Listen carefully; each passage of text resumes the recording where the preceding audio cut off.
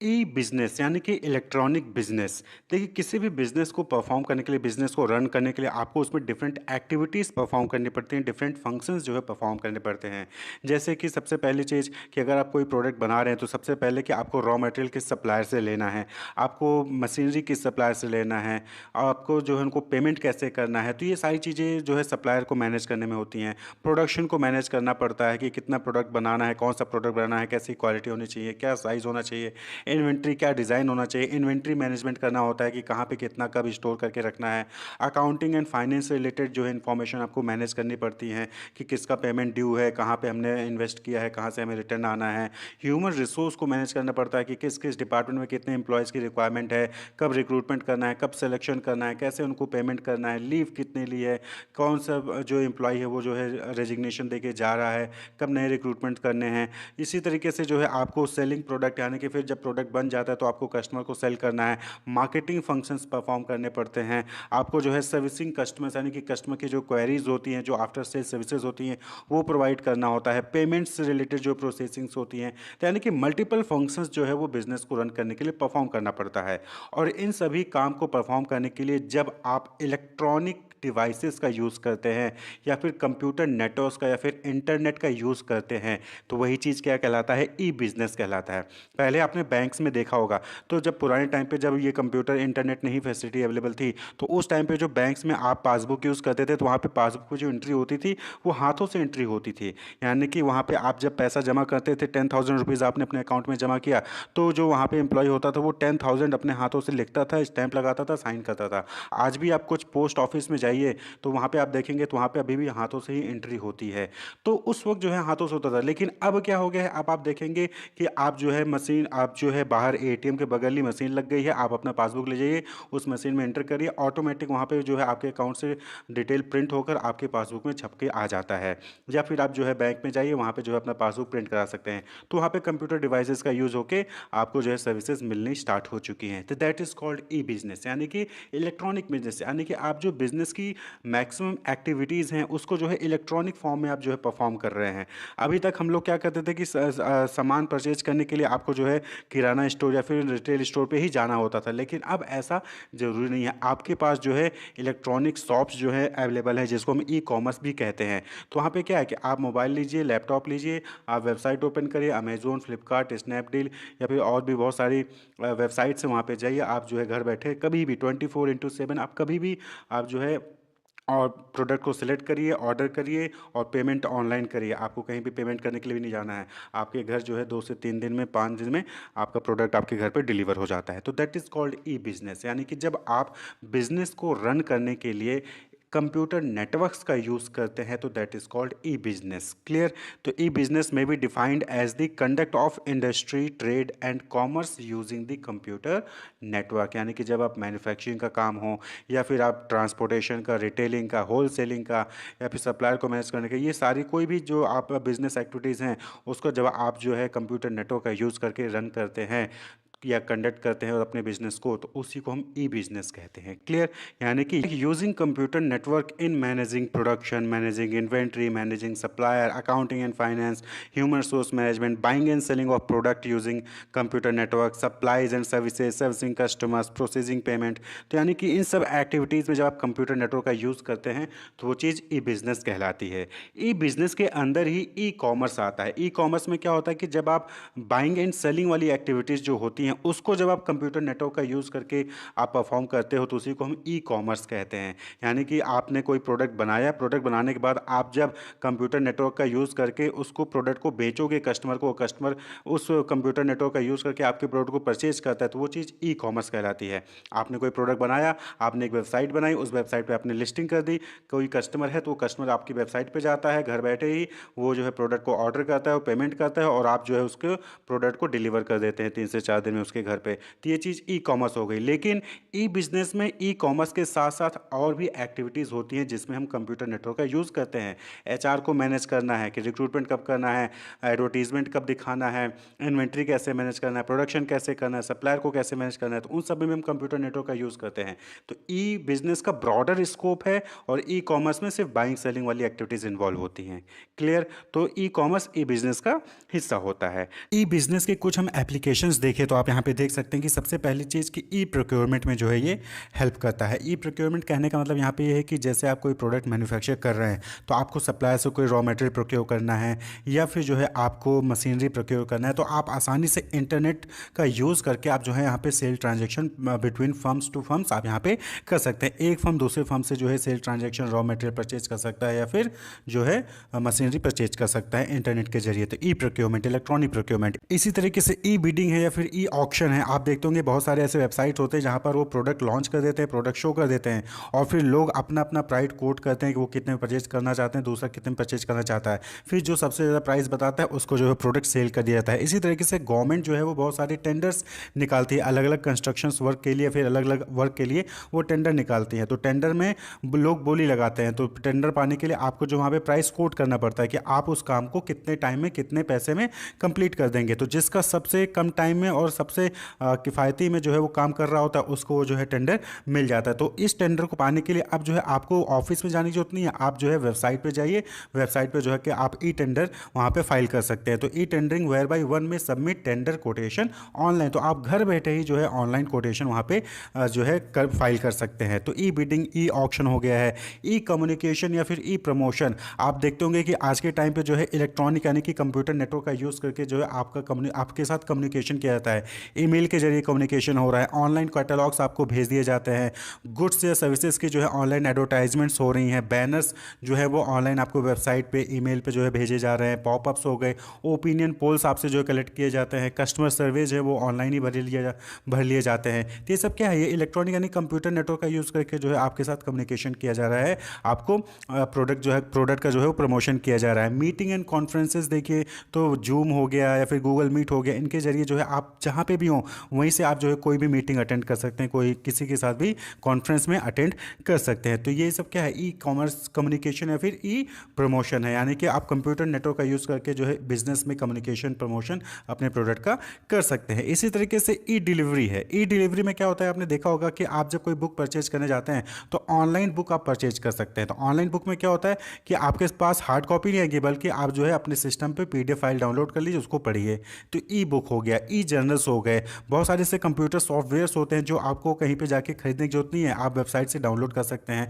Payment करिए, website से download करिए। फोटोग्राफ्स हो गए, वीडियोज़ आपको चाहिए कोई भी, या कोई मूवी आपको देखनी है तो मूवी जो है आप ऑनलाइन परचेज कर सकते हैं। तो ई डिलीवरी, इसको इलेक्ट्रॉनिक डिलीवरी कहते हैं, यानी कि इलेक्ट्रॉनिक कंप्यूटर नेटवर्क का यूज़ करके आपको प्रोडक्ट डिलीवर कर दिया जाता है।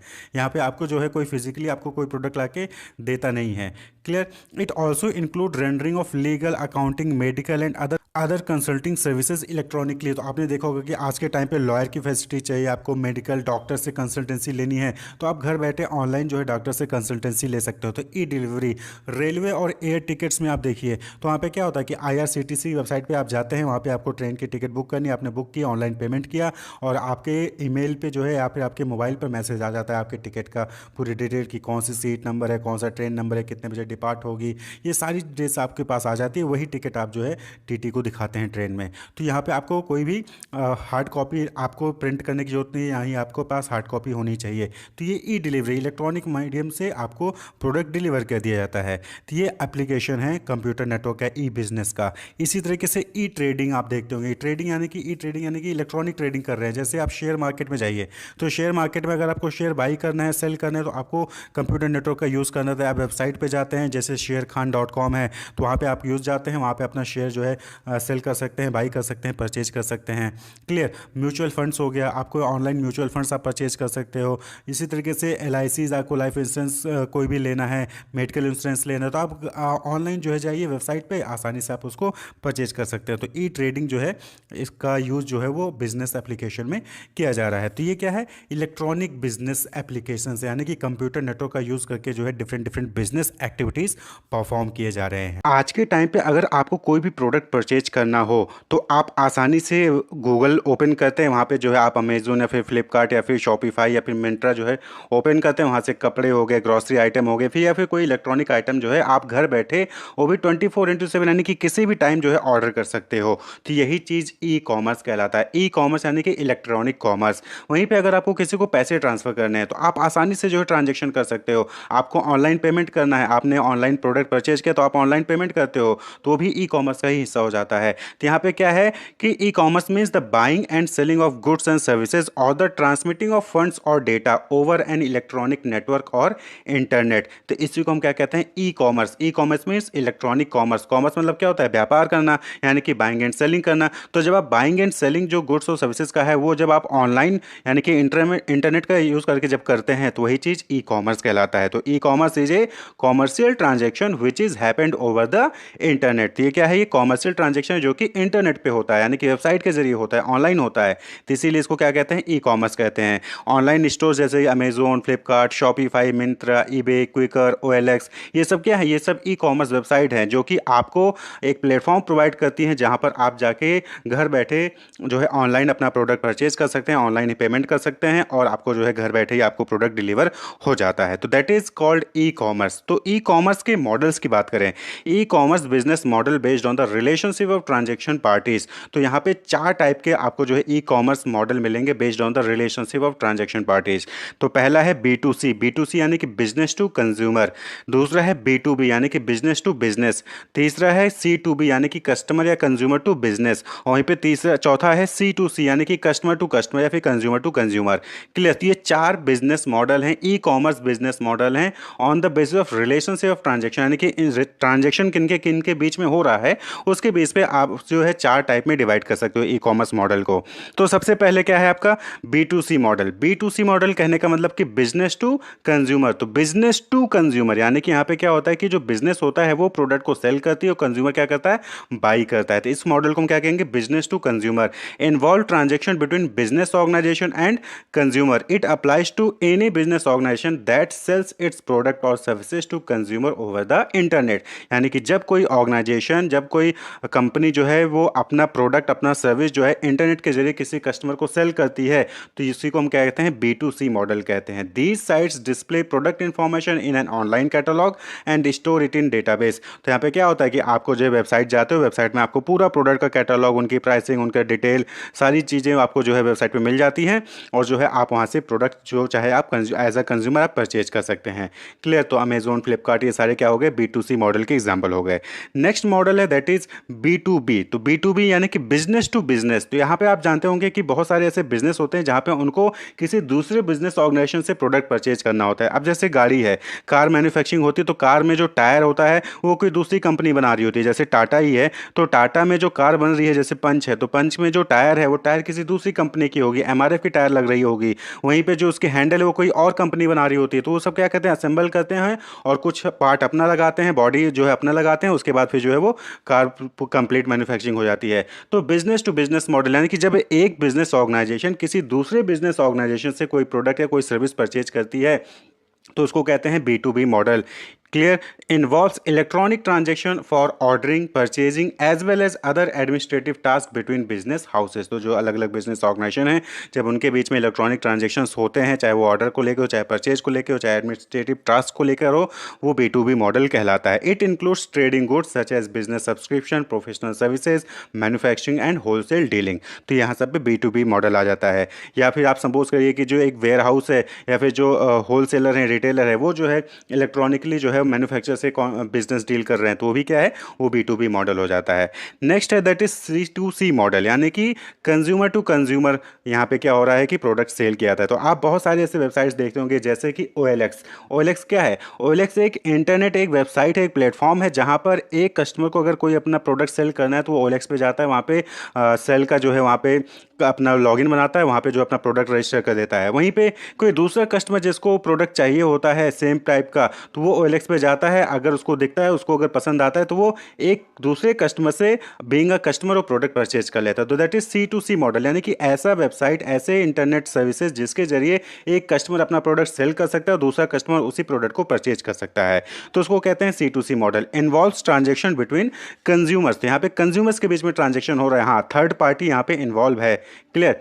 तो एक consumer sells directly to another consumer. यहाँ पे क्या होता है कि कंज्यूमर है वो डायरेक्टली सेल करता है किसी दूसरे कंज्यूमर कंज्यूमर को, जैसे कि OLX हो गया, website that provide a consumer to advertise and sell their product online to another consumer. तो यहाँ पे क्या होता है कि C2C मॉडल में वेबसाइट्स होती हैं, थर्ड पार्टी होता है जो कि वो वेबसाइट प्रोवाइड करती हैं कंज्यूमर को कि वो अपना प्रोडक्ट एडवर्टाइज करें और दूसरा प्रोडक्ट जो दूसरा कंज्यूमर है वो उस प्रोडक्ट को आसानी से परचेज कर सके। तो उसको हम C2C मॉडल कहते हैं, जहाँ पे कंज्यूमर ही बेचता है और दूसरा कंज्यूमर परचेज करता है। वहीं पे जो फोर्थ मॉडल है that is C2B model. C2B model यानी कि कंज्यूमर टू बिजनेस। तो कई बार ऐसा होता है, कई सारे ऐसे प्रोडक्ट्स होते हैं जहाँ पे कंज्यूमर जो है वो बिजनेस को सेल करता है। जैसे कि आप फ्रीलांसर हैं, यानी कि आप जो है कुछ ऑनलाइन सर्विसेज प्रोवाइड करते हैं, आपको टाइपिंग बहुत अच्छी आती है, तो बहुत सारे ऐसे वेबसाइट होते हैं जैसे monster.com। तो monster.com पे आप अपना बायोडाटा डाल दीजिए, आप जो भी सर्विसेज प्रोवाइड कर सकते हो वो सर्विसेज वहाँ पे दीजिए। तो बहुत से ऐसे बिजनेस ऑर्गेनाइजेशन हैं जो उनको बिजनेस जो जिनको टाइपिंग करवानी होती है, जिनको रिकॉर्डिंग करवानी है, तो वो क्या करते हैं, वो फिर आपको कॉन्टैक्ट करेंगे और आपको जो है हायर कर लेते हैं। तो that is customer to business involve transaction that is conducted between a consumer and a business organisation. तो यहाँ पे बिजनेस ऑर्गेनाइजेशन कौन हो गई, बायर हो गई, और कस्टमर कौन हो गया, सेलर हो गया। It is similar to B2C model.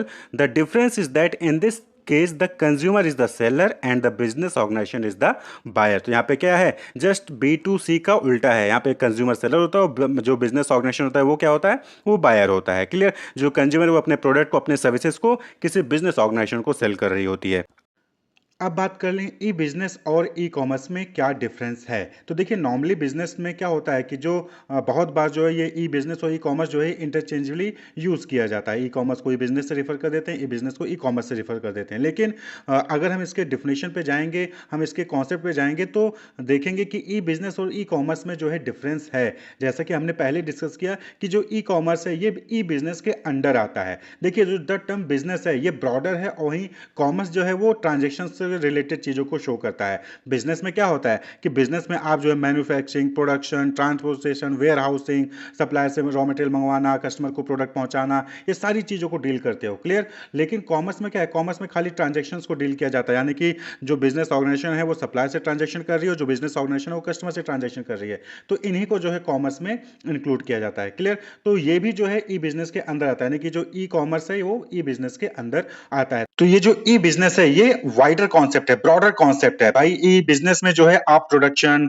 Manufacturing, transportation, एक डिपार्टमेंट से दूसरे डिपार्टमेंट के बीच में कम्युनिकेशन, सप्लायर से कम्युनिकेशन, जो स्टेक होल्डर्स है बिजनेस ऑर्गेनाइजेशन के, यानी कि जो शेयर होल्डर्स हो गए, इंप्लॉइज हो गए, कस्टमर्स हो गए, उनके साथ जो है कम्युनिकेशन, एडवर्टाइजिंग, मार्केटिंग, बहुत सारी चीजें होती हैं। तो वो सब ई बिजनेस में आ जाती है। लेकिन ई कॉमर्स में सिर्फ जो है ट्रांजेक्शन जो बिजनेस ऑर्गेनाइजेशन कर रहा है सप्लायर या फिर कस्टमर के साथ, वही चीज इंक्लूड होती है। क्लियर। तो ई बिजनेस वाइडर कॉन्सेप्ट है, ब्रॉडर कॉन्सेप्ट है। तो e commerce covers A firm's interaction with its customer and suppliers over the internet. E commerce कब होगा, जब जो फर्म है वो इंटरनेट के जरिए जो है कस्टमर या फिर अपने सप्लायर से जो है ट्रांजेक्शन करती है, इंटरेक्ट करती है, तो वो ई कॉमर्स कहलाता है। लेकिन ई बिजनेस क्या है, ई बिजनेस वाइडर कॉन्सेप्ट है। E business include not only e commerce, यानी कि ई बिजनेस जो है वो ई कॉमर्स को, यानी कि buying selling over the internet को तो इंक्लूड करता ही है, साथ ही साथ अदर फंक्शंस जो बिजनेस एक्टिविटीज को परफॉर्म करने के लिए किए जाते हैं, जब वो इलेक्ट्रॉनिकली परफॉर्म किए जाते हैं तो उसको भी जो ई बिजनेस कॉन्स्टिट्यूट करता है, इंक्लूड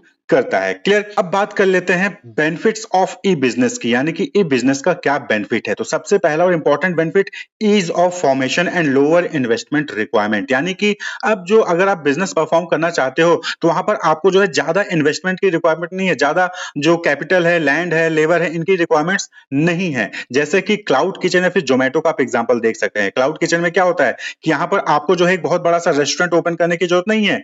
ठीक है। यहाँ पर आप क्या है कि आप अपने घर में ही, किचन में ही खाना बनाइए और उसको जो है कस्टमर को डिलीवर कर सकते हैं वाया जो है डिफरेंट डिलीवरी पार्टनर।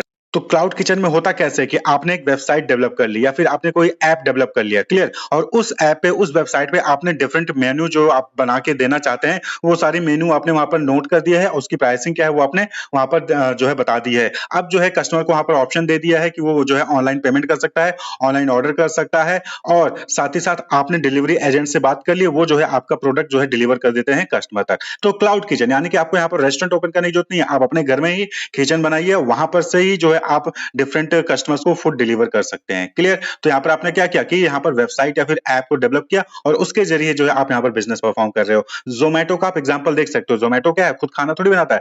ज़ोमैटो क्या है कि जो डिफरेंट एरिया में जो रेस्टोरेंट है, उनसे कॉन्टैक्ट करता है और कस्टमर के पास जो है ज़ोमैटो ऐप होता है। तो कस्टमर ज़ोमैटो ऐप के ज़रिए जो है डिफरेंट रेस्टोरेंट से खाना ऑर्डर करते हैं और जो है रेस्टोरेंट से कस्टमर के तक खाना पहुँच जाता है ज़ोमैटो के ज़रिए। क्लियर? तो ज़ोमैटो क्या है? एक डिजिटल प्लेटफ़ॉर्म है, जिसका यूज़ करके आप कहीं के भी किसी के भी रेस्टोरेंट से खाना आप अपना मँगवा सकते हैं। आपकी लोकेलिटी में जो भी रेस्टोरेंट है, वहाँ से आप जो है खाना मँगवा सकते हो अपने घर पे। तो ज़ोमैटो क्या है? एक बिज़नेस है, एक इलेक्ट्रॉनिक बिज़नेस है ज़ोमैटो। यहाँ पर कोई जो है यहाँ पर कोई फिज़िकल प्लेस थोड़ी है ज़ोमैटो का कि जहाँ पर आप जाते हो फिर ऑर्डर करते हो। नहीं, ज़ोमैटो एक ऐप है, एक जो है एप्लीकेशन है जिसका इस्तेमाल करके आप जो है खाना जो है वहाँ पर मँगवा लेते हो। तो इस तरीके से जो है आप आसानी से इलेक्ट्रॉनिक मोड का इस्तेमाल करके बिज़नेस को स्टार्ट कर सकते हो और जहाँ पर कोई भी ज़्यादा इन्वेस्टमेंट की रिक्वायरमेंट नहीं होती है। तो this means that even if you do not have much of the investment यानी net worth but have contacts, network है अगर आपके पास, नेटवर्थ ना हो लेकिन नेटवर्क है, कॉन्टैक्ट्स हैं, तो आप आसानी से इलेक्ट्रॉनिक मोड का इस्तेमाल करके बिज़नेस परफॉर्म कर सकते हो। क्लियर?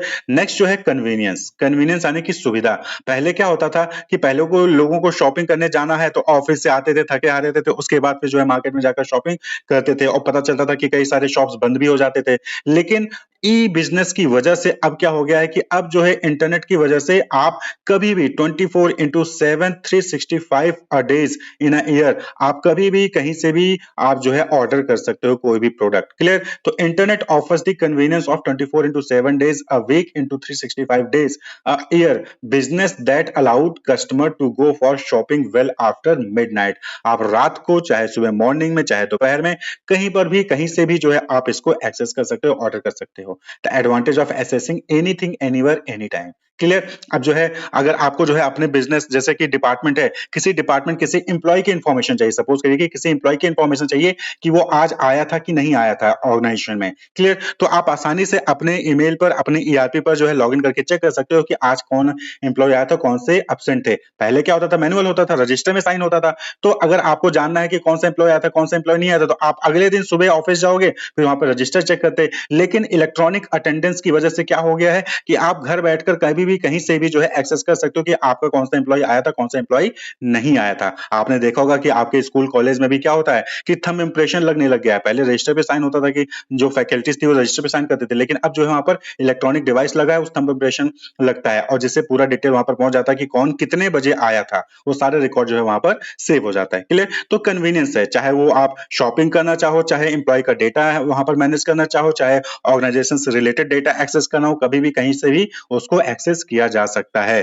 क्लियर? नेक्स्ट जो बेनिफिट है दैट इज स्पीड। स्पीड क्या है कि यहाँ पर जो डिलीवरी टाइम है वो कम हो गया है। बहुत सारे ऐसे ऑनलाइन प्रोडक्ट हैं, डिजिटल प्रोडक्ट हैं जो कि आप यहाँ पर पेमेंट करते हो तुरंत वो जो है आपके अकाउंट में पहुंच जाता है। जैसे कि आप मोबाइल रिचार्ज का देख लीजिए, आपने यहाँ पर पेमेंट ओके किया, आपने पेमेंट जो है पेमेंट करने के लिए आपने जो है ओटीपी डाला, पेमेंट सक्सेसफुल हुआ, तुरंत आपका मोबाइल जो है एक्टिव हो जाता है, मोबाइल नेटवर्क चालू हो जाता है।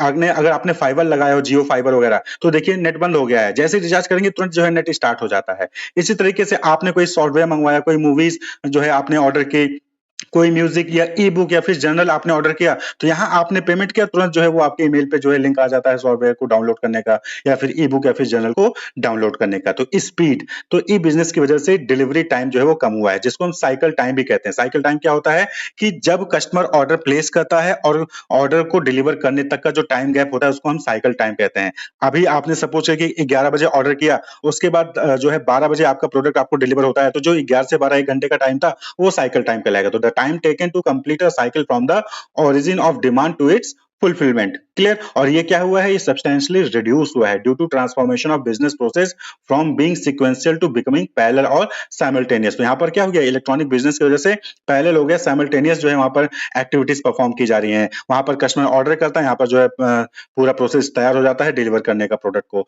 तो ये जो है स्पीड बढ़ी है इलेक्ट्रॉनिक बिजनेस की वजह से। इसी तरीके से ग्लोबल रीच या फिर एक्सेस, जोमेटो का ऐप है तो क्या किसी पर्टिकुलर एरिया के लोग ही उसको इस्तेमाल करते हैं? नहीं, ऑल ओवर इंडिया जो है इस ऐप को इस्तेमाल इस्तेमाल किया जाता है। इसी तरीके से आपने अलीबाबा का नाम सुना होगा, तो अलीबाबा किसी दूसरे कंट्री की जो है वेबसाइट है जिससे आप इंडिया में बैठकर प्रोडक्ट कहीं और का प्रोडक्ट जो है मंगवा सकते हो। क्लियर? अलीबाबा से आप चाइना के प्रोडक्ट ऑर्डर कर सकते हो। क्लियर? तो ग्लोबल रीच या फिर ग्लोबल एक्सेस, तो बिजनेस के पॉइंट ऑफ व्यू से बात करें तो ग्लोबल रीच हुआ है, यानी कि बिजनेस ऑर्गेनाइजेशन अपने बिजनेस एक्टिविटीज को, अपने प्रोडक्ट्स को फॉरेन कंट्रीज में भी जो है डिलीवर कर सकती है, भेज सकती है।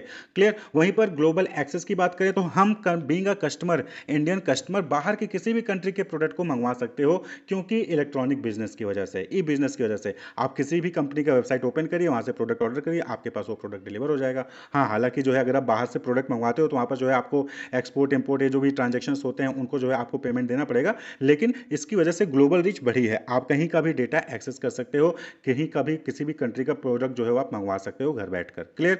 तो on the one hand it allows the seller and access to the global market. Seller जो है आसानी से ग्लोबल कस्टमर को भी जो है वहां पर कॉन्टैक्ट कर सकता है, ग्लोबल मार्केट को एक्सेस कर सकता है। वहीं पर on the other hand it affords the buyer a freedom to choose product from almost any part of the world. Buyer के पॉइंट ऑफ व्यू से देखें तो आप कहीं से भी किसी भी कंट्री से प्रोडक्ट आप मंगवा सकते हो because of E business. Clear? इसी तरीके से जो नेक्स्ट बेनिफिट है that is movement towards a paperless society.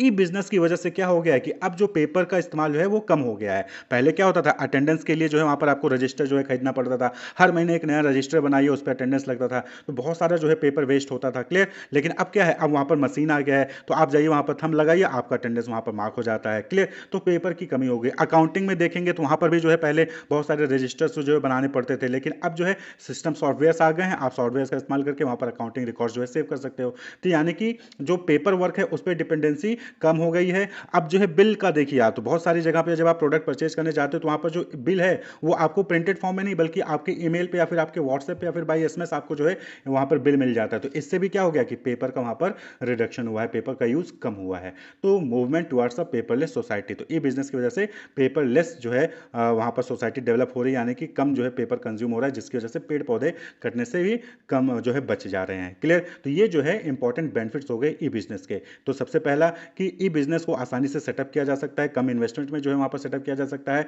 Convenience है, सुविधा है, 24/7 और 365 ईयर आप जो है उसको एक्सेस कर सकते हो, कहीं से भी एक्सेस कर सकते हो, कभी भी एक्सेस कर सकते हो। स्पीड है, डिलीवरी टाइम जो है रिड्यूस हुआ है, साइकिल टाइम कम हुआ है, ग्लोबल रीच और एक्सेस है, यानी कि कस्टमर कहीं का भी प्रोडक्ट मंगवा सकता है और जो बिजनेस ऑर्गेनाइजेशन है कहीं के भी मार्केट को एक्सेस कर सकते हैं। और movement towards a paperless society, यानी कि पेपर का यूज जो है वो रिड्यूस हुआ है, जो है कम हुआ है, जिसकी वजह से इन्वायरमेंटल फ्रेंडली जो है एक तरीके से आप कह सकते हैं कि बिजनेस जो है रन करना स्टार्ट हो चुका है because of E business. Clear? अब बात कर लें कि लिमिटेशंस क्या हैं, यानी कि कुछ ना कुछ कमियां भी तो होंगी, रुकावटें होंगी ना ई बिजनेस की। तो सबसे पहला लो पर्सनल टच, लो पर्सनल टच। ई बिजनेस में क्या होता है कि यहां पर आप जो है कांटेक्ट में नहीं आते हो, बायर और सेलर जो है आपस में मिलते नहीं हैं, यहां पर बायर से और सेलर जो है आपस में नहीं मिलते नहीं है। लेकिन जो ट्रेडिशनल मार्केट था वहां पर क्या था कि आप किसी दुकान पे जाते थे, सामने से जो है सेलर आता था, उससे आप मिलते थे, उससे बातचीत करते थे, उससे जो है वो आपका वेलकम करता था। तो ये जो पर्सनल टच है वो कहीं ना कहीं ई बिजनेस में कम हो गया है। E business lack warmth of interpersonal interaction, तो इंटरपर्सनल इंटरेक्शन कहीं ना कहीं कम हो गया। आप फ्लिपकार्ट पे जाते हो, अमेजोन पे जाते हो, तो आप वेब के सामने वेबसाइट खुली है, आप ऑर्डर करते हो, प्रोडक्ट को सिलेक्ट करते हो और जो है पेमेंट करते हो, आपके घर में प्रोडक्ट आ जाता है। तो यहाँ पर आपने जो है बायर और सेलर के बीच में कोई जो है इंटरेक्शन होता ही नहीं है। अगर आप कहीं शॉप पे जाते हो तो वहाँ पर क्या होता है कि आप शॉप पे जाओगे तो शॉप ऑनर जो होता है, जो भी सेलर है, वो आपको वेलकम करता है, हो सकता है चाय पानी भी आपसे पूछे, उसके बाद फिर आपको डिफरेंट कपड़े दिखाएगा, उसके बारे में बताएगा, आप उसको टच भी कर सकते हो कपड़े को भी। क्लियर? तो ये क्या है, वहां पर पर्सनल टच होता था, लेकिन ई बिजनेस में पर्सनल टच नहीं होता था।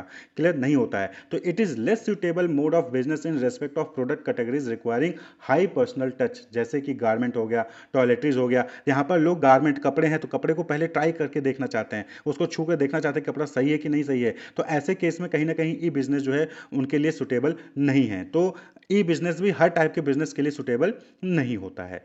क्लियर? तो ई बिजनेस का सबसे पहला लिमिटेशन कि यहां पर जो है पर्सनल टच जो है वो खत्म हो जाता है। दूसरा, incongruence between order taking giving and order fulfilment speed. देखिए, इनकॉन्ग्रुएंस का मतलब क्या होता है, असंगति, यानी कि जब दो या दो से अधिक चीजें चीज़ें होती हैं उनके बीच में तालमेल नहीं होता, एक दूसरे से वो मेल नहीं खाते हैं। तो होता क्या है ई बिज़नेस में कि अभी आपने कोई प्रोडक्ट ऑर्डर किया तो पता चला कि वो 1 हफ्ते बाद या 7 दिन बाद जो है आपको डिलीवर हो रहा है। आप नॉर्मली शॉप पे जाइए, आप पेमेंट करिए, तुरंत आपको प्रोडक्ट मिल जाएगा। लेकिन इलेक्ट्रॉनिक बिज़नेस में या फिर जब आप फ्लिपकार्ट या फिर अमेज़न का ऐप का इस्तेमाल करते हैं, वहाँ पर जो है प्रोडक्ट ऑर्डर करते हैं, तो आज ऑर्डर किया है तो हो सकता है कि अब तो फिलहाल जो है कंपनीज फोकस करिए सेम डे डिलीवरी पे कि आप ऑर्डर करें, आपको उसी दिन डिलीवरी हो जाए, बल्कि 9 मिनट में भी डिलीवरी दे रहे हैं। लेकिन कई सारे ऐसे प्रोडक्ट होते हैं जिसमें आने में समय लगता है, 5-6 दिन 7 दिन का भी समय लग जाता है।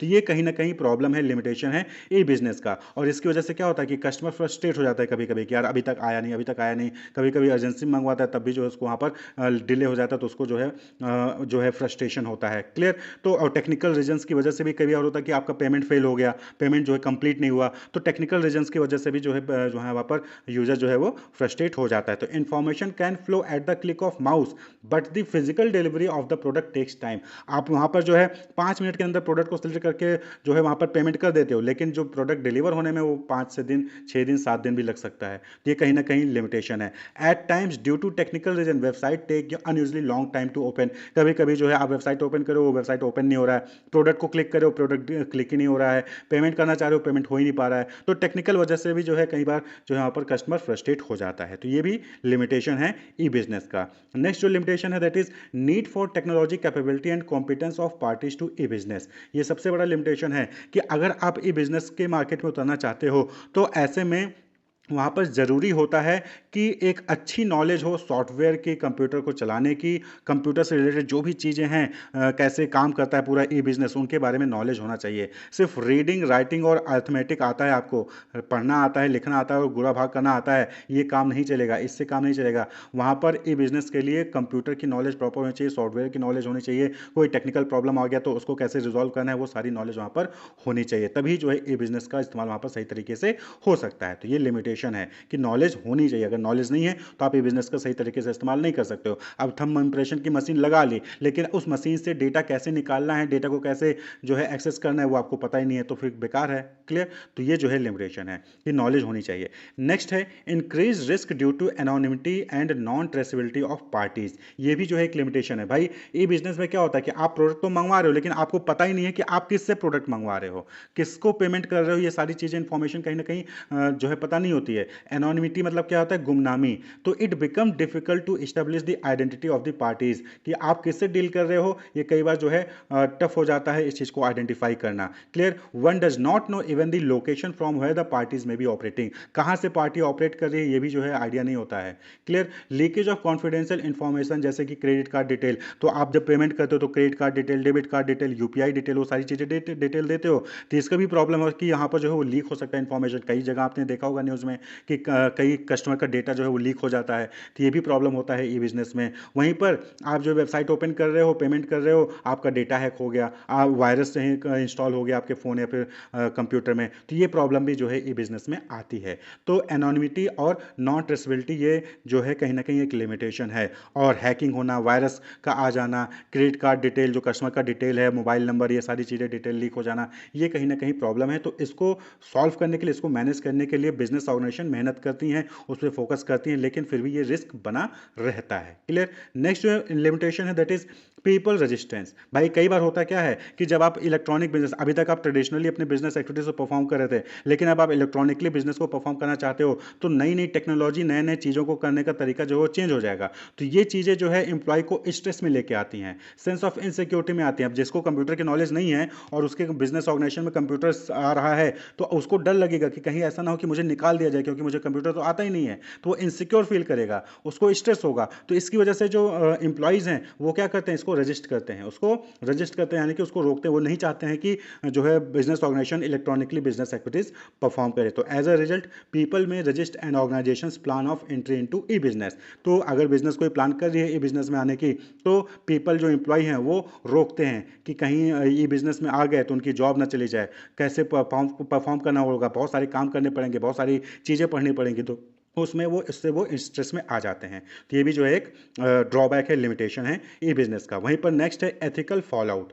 बहुत बार क्या होता है कि यहाँ पर क्या है कि आप नेक्स्ट जो लिमिटेशन है that is ethical fall out. बहुत बार क्या होता है कि जब बिजनेस ऑर्गेनाइजेशन में जो है आप वहाँ के इंटरनेट कनेक्शन का इस्तेमाल करके जब आप कोई ईमेल या फिर कोई वेबसाइट ओपन करते हो या फिर कोई भी चीजें वहाँ पर जो है सर्च करते हो, तो इसकी इंफॉर्मेशन जिसके पास कंट्रोल होता है ना उस ऑर्गेनाइजेशन का इंटरनेट का, उसके पास रहता है। तो वो आपके इंफॉर्मेशन को चेक कर सकता है कि आपने क्या चीजें सर्च की हैं, आपने जो है कंप्यूटर पे क्या फाइल खोली है, आपने क्या टाइप किया है, आपने ईमेल में कौन सी ईमेल भेजी है, कौन सी वेबसाइट विजिट की है, वो सारी इंफॉर्मेशन जो है वो मॉनिटर करते रहते हैं।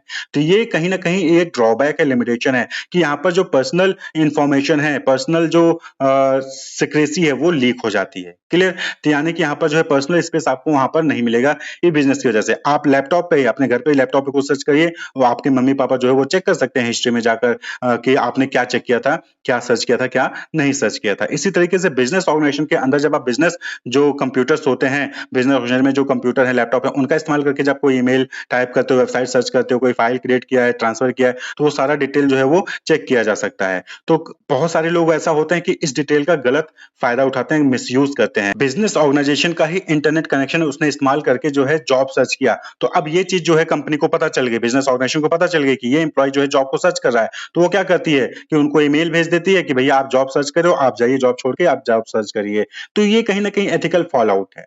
क्लियर? तो ये भी लिमिटेशन है कि ई-बिज़नेस की वजह से कहीं न कहीं जो एम्प्लॉयी का जो पर्सनल स्पेस है, वो जो है कहीं न कहीं खत्म हो जाता है। उनका डेटा जो है वो सिक्योर नहीं होता है, वो इनसिक्योर फ़ील करते हैं कि वो कुछ भी चीज़ें सर्च करने में, वेबसाइट ओपन करने में, कोई कंप्यूटर फ़ाइल को ट्रांसफ़र करने में जो है कहीं न कहीं वो डरते हैं। क्लियर? तो ये जो है लिमिटेशन हो गई ई-बिज़नेस के।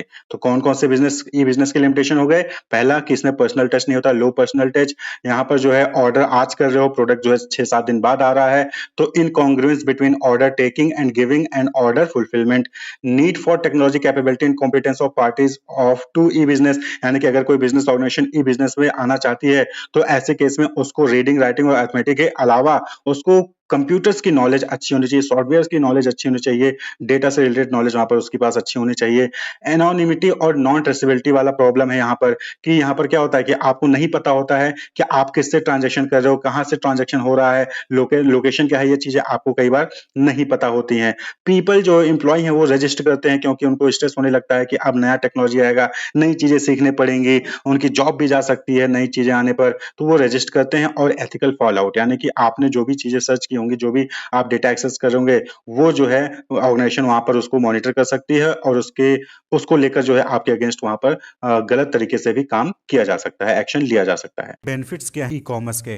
तो देखिए, अगर हम बिजनेस ऑर्गेनाइजेशन के लिए बेनिफिट की बात करें तो सबसे पहली चीज़ कि कन्वीनियंस है, सुविधाजनक है। आप आसानी से जो है अपने ऑफिस में बैठकर जो है सप्लायर से कांटेक्ट कर सकते हैं, उनसे रॉ मटेरियल, उनसे मशीनरी मंगवा सकते हैं। आपको कभी भी किसी भी एम्प्लॉय की कोई डिटेल जाननी है तो आप आसानी से अपने ऑफिस में सिस्टम पे लॉगिन करके कभी भी 24/7 कभी भी आप जो है उसकी एम्प्लॉय की इन्फॉर्मेशन आप जो है निकाल सकते हैं। स्पीडी हो जाता है सारा कुछ, पेपरलेस जो होता है यहाँ पे काम पेपरलेस हो लेते हैं। यानी कि पहले आपके पास 10 फाइलें आ रही हैं, 20 फाइलें आ रही हैं, अब जो है आप आसानी से सिस्टम पे लॉगिन करिए, एक्सेल सीट ओपन करिए या फिर वर्ड फाइल ओपन करिए, वहाँ से डिटेल आप जो है ले सकते हैं। ग्लोबल एक्सपेंशन हो रहा है यहाँ पे। आप जो है ये नहीं कि सिर्फ अपने डिस्ट्रिक्ट में, अपने स्टेट में कर रहे हैं, आप पूरे ऑल ओवर इंडिया में, आप बियॉन्ड इंडिया यानी कि आप जो है दूसरे कंट्रीज़ में भी अपना बिजनेस परफॉर्म कर सकते हैं बिकॉज ऑफ कम्युनिकेशन टेक्नोलॉजी या फिर ई कॉमर्स की वजह से। क्लियर? तो expand the market place to national and international market, यानी कि आपका मार्केट प्लेस जो है एक्सपेंड हो रहा है, बढ़ रहा है। आप जो है सिर्फ नेशनल यानी इंटरनेशनल मार्केट में भी अपने प्रोडक्ट को सेल्स कर सकते हैं। Gradual decline in the cost of operation, तो बट ऑब्जर्व है कि ऑपरेशन की कॉस्ट क्या होगी, कम होगी, टाइम कॉस्ट भी कम होगा और जो मैन रिक्वायरमेंट थी वो भी कम हो जाती है और हिंस वहाँ पे फिनेंशियल रिक्वायरमेंट भी क्या होती है, कम होती है। तो कॉस्ट ऑफ ऑपरेशन कम हो जाती है और जब कॉस्ट कम होगी और आपकी स्पीडी जो है परफॉर्मेंस होगा तो परफॉर्मेंस आपका क्या होगा, इंप्रूव होगा। तो कहीं ना कहीं आपको कॉम्पिटिटिव एडवांटेज भी आपके कॉम्पिटिटर के ऊपर मिलेगा। यानी कि कंपटीशन जहाँ पे होगी तो वहाँ पे आप जो है सक्सेसफुल रहेंगे अगर आप ई बिजनेस का यूज़ कर रहे हैं, इलेक्ट्रॉनिक माध्यम से जो है बिजनेस कर रहे हैं। Proper time management and support business process, तो यहाँ पे क्या है कि यहाँ पे आपको जो है प्रॉपर टाइम भी आपको मिलता है, यानी कि कम समय में अच्छे से अच्छा काम आप कर सकते हैं और बिजनेस प्रोसेस को सपोर्ट भी मिलता है। इसी तरीके से अगर हम बात कर ले कस्टमर या फिर कंज्यूमर और सोसाइटी के लिए क्या बेनिफिट्स हैं ई कॉमर्स का, तो देखिए यहाँ पे बेनिफिट क्या हो सकता है? सबसे पहली चीज़ फ्लेक्सिबिलिटी। अभी क्या है कि आज के टाइम पे मैक्सिमम लोग वर्किंग हैं, तो 9 to 5 9 to 6 जॉब करते हैं, उसके बाद फिर उनको शॉप पे जाके परचेज करने में काफ़ी हिचकिचाहट होती है। तो उस केस में क्या होता है कि आप आसानी से घर पे आइए या फिर ऑफिस में ही थोड़ा सा टाइम निकाल के लंच ब्रेक में जो है आप अपना जो भी परचेजिंग है, जो भी प्रोडक्ट परचेज करना है, वेबसाइट पे जाइए, आप परचेज कर सकते हैं। फ्लेक्सिबिलिटी यानी कि यहाँ पे क्या है कि ये नहीं है कि रात को दुकान बंद हो जाएगी तो आप सामान परचेज नहीं कर सकते, नहीं। आप 24/7 जो है ये ई बिज़नेस अवेलेबल रहता है। आप कभी भी कोई भी प्रोडक्ट परचेज करिए, ऑनलाइन पेमेंट करिए और 3 से 4 दिन में आपके पास प्रोडक्ट डिलीवर हो जाता है। तो flexibility, competitive price, discount and wave offs. आजकल देखते हो कि आए दिन कुछ ना कुछ ऑफर्स दे रहा होता है। अमेजोन अपना ऑफर दे रहा है, फ्लिपकार्ट अपना ऑफर दे रहा है। तो ये क्या है? कॉम्पिटिटिव प्राइस है, तो एक दूसरे से कॉम्पीट करने के लिए अच्छे अच्छे प्राइसेस, अच्छे अच्छे ऑफर्स निकालते हैं और इससे किसको फ़ायदा होता है? कस्टमर को फ़ायदा होता है कि उसको जो है चीप प्रोडक्ट जो है सस्ते में, अच्छा प्रोडक्ट सस्ते में मिल जाता है, डिस्काउंट्स बहुत सारे मिल जाते हैं। More option and choices and customised product. अब क्या है कि अगर आपको जाना है तो आप 4-5 दुकानों पे जाएंगे और थक जाएंगे। ट्रेडिशनल जो हम शॉपिंग करते थे उसमें 4-5 दुकानें जाते हैं, तो 4-5 दुकानों से ज़्यादा हम जो है सर्फिंग नहीं करते हैं, तो हम थक जाते हैं। हम सोचते हैं कि अब कहीं से भी ले लो इन्हीं में से एक। लेकिन ऑनलाइन में क्या है कि ऑनलाइन में आपके पास एक ही जगह पे बैठ के आप जो है बहुत सारे मल्टीपल प्रोडक्ट और मल्टीपल वेबसाइट पे जो है चेक कर सकते हैं। तो यहाँ पे क्या हो गया कि आपके पास ज़्यादा से ज़्यादा ऑप्शन, ज़्यादा से ज़्यादा चॉइसेस और कस्टमाइज्ड प्रोडक्ट हैं। यानी कि ये नहीं कि आपको जो बना है वही लेना है, आप अपने अकॉर्डिंग जो है अपना प्रोडक्ट परचेज कर सकते हैं। क्विक एंड टाइम डिलीवरी है यहाँ पे, यानी कि यहाँ पे जो है तुरंत की तुरंत डिलीवरी होती है और जो है टाइमली डिलीवरी होती है। 5 दिन से 7 दिन का अंदर टाइम लिया जाता है अगर वो फिजिकल प्रोडक्ट है। वहीं पर अगर इलेक्ट्रॉनिक प्रोडक्ट है तो वो 5 से 6 मिनट में आपके पास ईमेल पे या फिर आपके कंप्यूटर नेटवर्क पे वो डिलीवर हो जाता है। एम्प्लॉयमेंट पोटेंशियल, अब जो है आपको जॉब पानी है तो आपको जो है कंपनी में अपना सीवी लेके घूमना नहीं पड़ता। आप जो है naukri.com वेबसाइट है, वहाँ पे आप अपना सीवी बनाइए, वो हर जगह से आपको जो है जहाँ पे भी वैकेंसी होगी आपको डिटेल दे देता है। इसी तरीके से आप जो है कंपनी की वेबसाइट पे जाइए, वहाँ पे करियर ऑप्शन होता है, करियर में जाके जो है आप चेक कर सकते हैं वहाँ वैकेंसी है या नहीं है। तो एम्प्लॉयमेंट पोटेंशियल यहाँ पे बढ़ गया है और ऑनलाइन सारी चीज़ें होने की वजह से एम्प्लॉयमेंट बढ़ी भी है। अब जैसे डिलीवरी है तो आपको जो है ऑनलाइन करना है, तो डिलीवर करना होगा प्रोडक्ट, तो डिलीवरी बॉयज़ जो है बहुत सारे वहाँ पे आपको रिक्रूटमेंट करने पड़ते हैं। तो बहुत सारी एम्प्लॉयमेंट भी यहाँ पे अपॉर्चुनिटीज़ इंक्रीज होती है। Facilitate e auction, e tender, यानी ई ऑक्शन भी कर सकते हैं, इलेक्ट्रॉनिक टेंडर भी हमने पहले डिस्कस कर लिया, ये भी जो है फैसिलिटी हो जाती है। इंटरेक्शन विद कस्टमर्स, यहाँ पे जो है आप कंज्यूमर या कस्टमर से कभी भी इंटरेक्ट कर सकते हैं, वो भी बिना उसके पास गए। आप ईमेल के ज़रिए, आप जो है ओपिनियन पोल के ज़रिए, कस्टमर सर्वे के ज़रिए या फिर फ़ोन कॉल के ज़रिए जो है आप एक इंटरेक्शन कर सकते हैं कंज्यूमर से।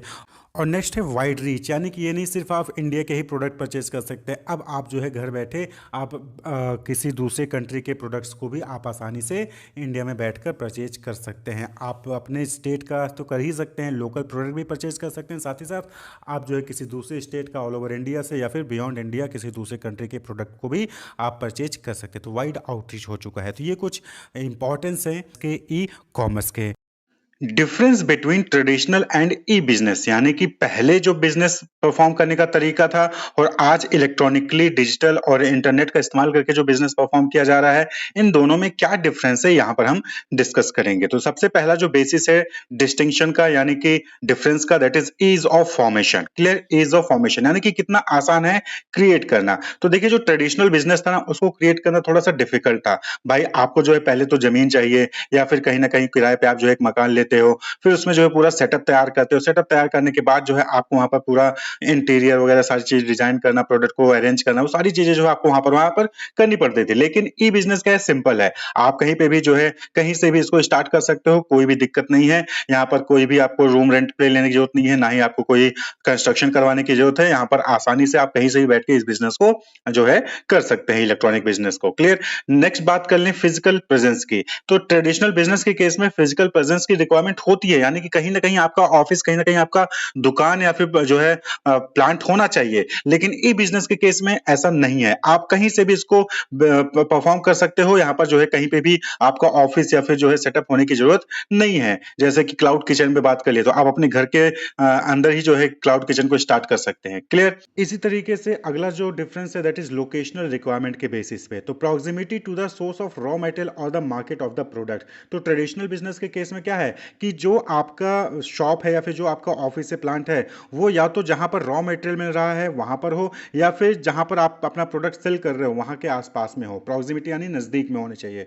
तो जहाँ पर आपका रॉ मटेरियल मिल रहा है वहाँ पे हो, या फिर जो मार्केट है जहाँ पर आपका प्रोडक्ट जो है सेल होना है वहाँ के आसपास आपका जो है वो शॉप होना चाहिए। लेकिन ई बिजनेस के केस में ऐसी रिक्वायरमेंट नहीं है, आप कहीं से भी जो है अपने बिजनेस को परफॉर्म कर सकते हैं। क्लियर।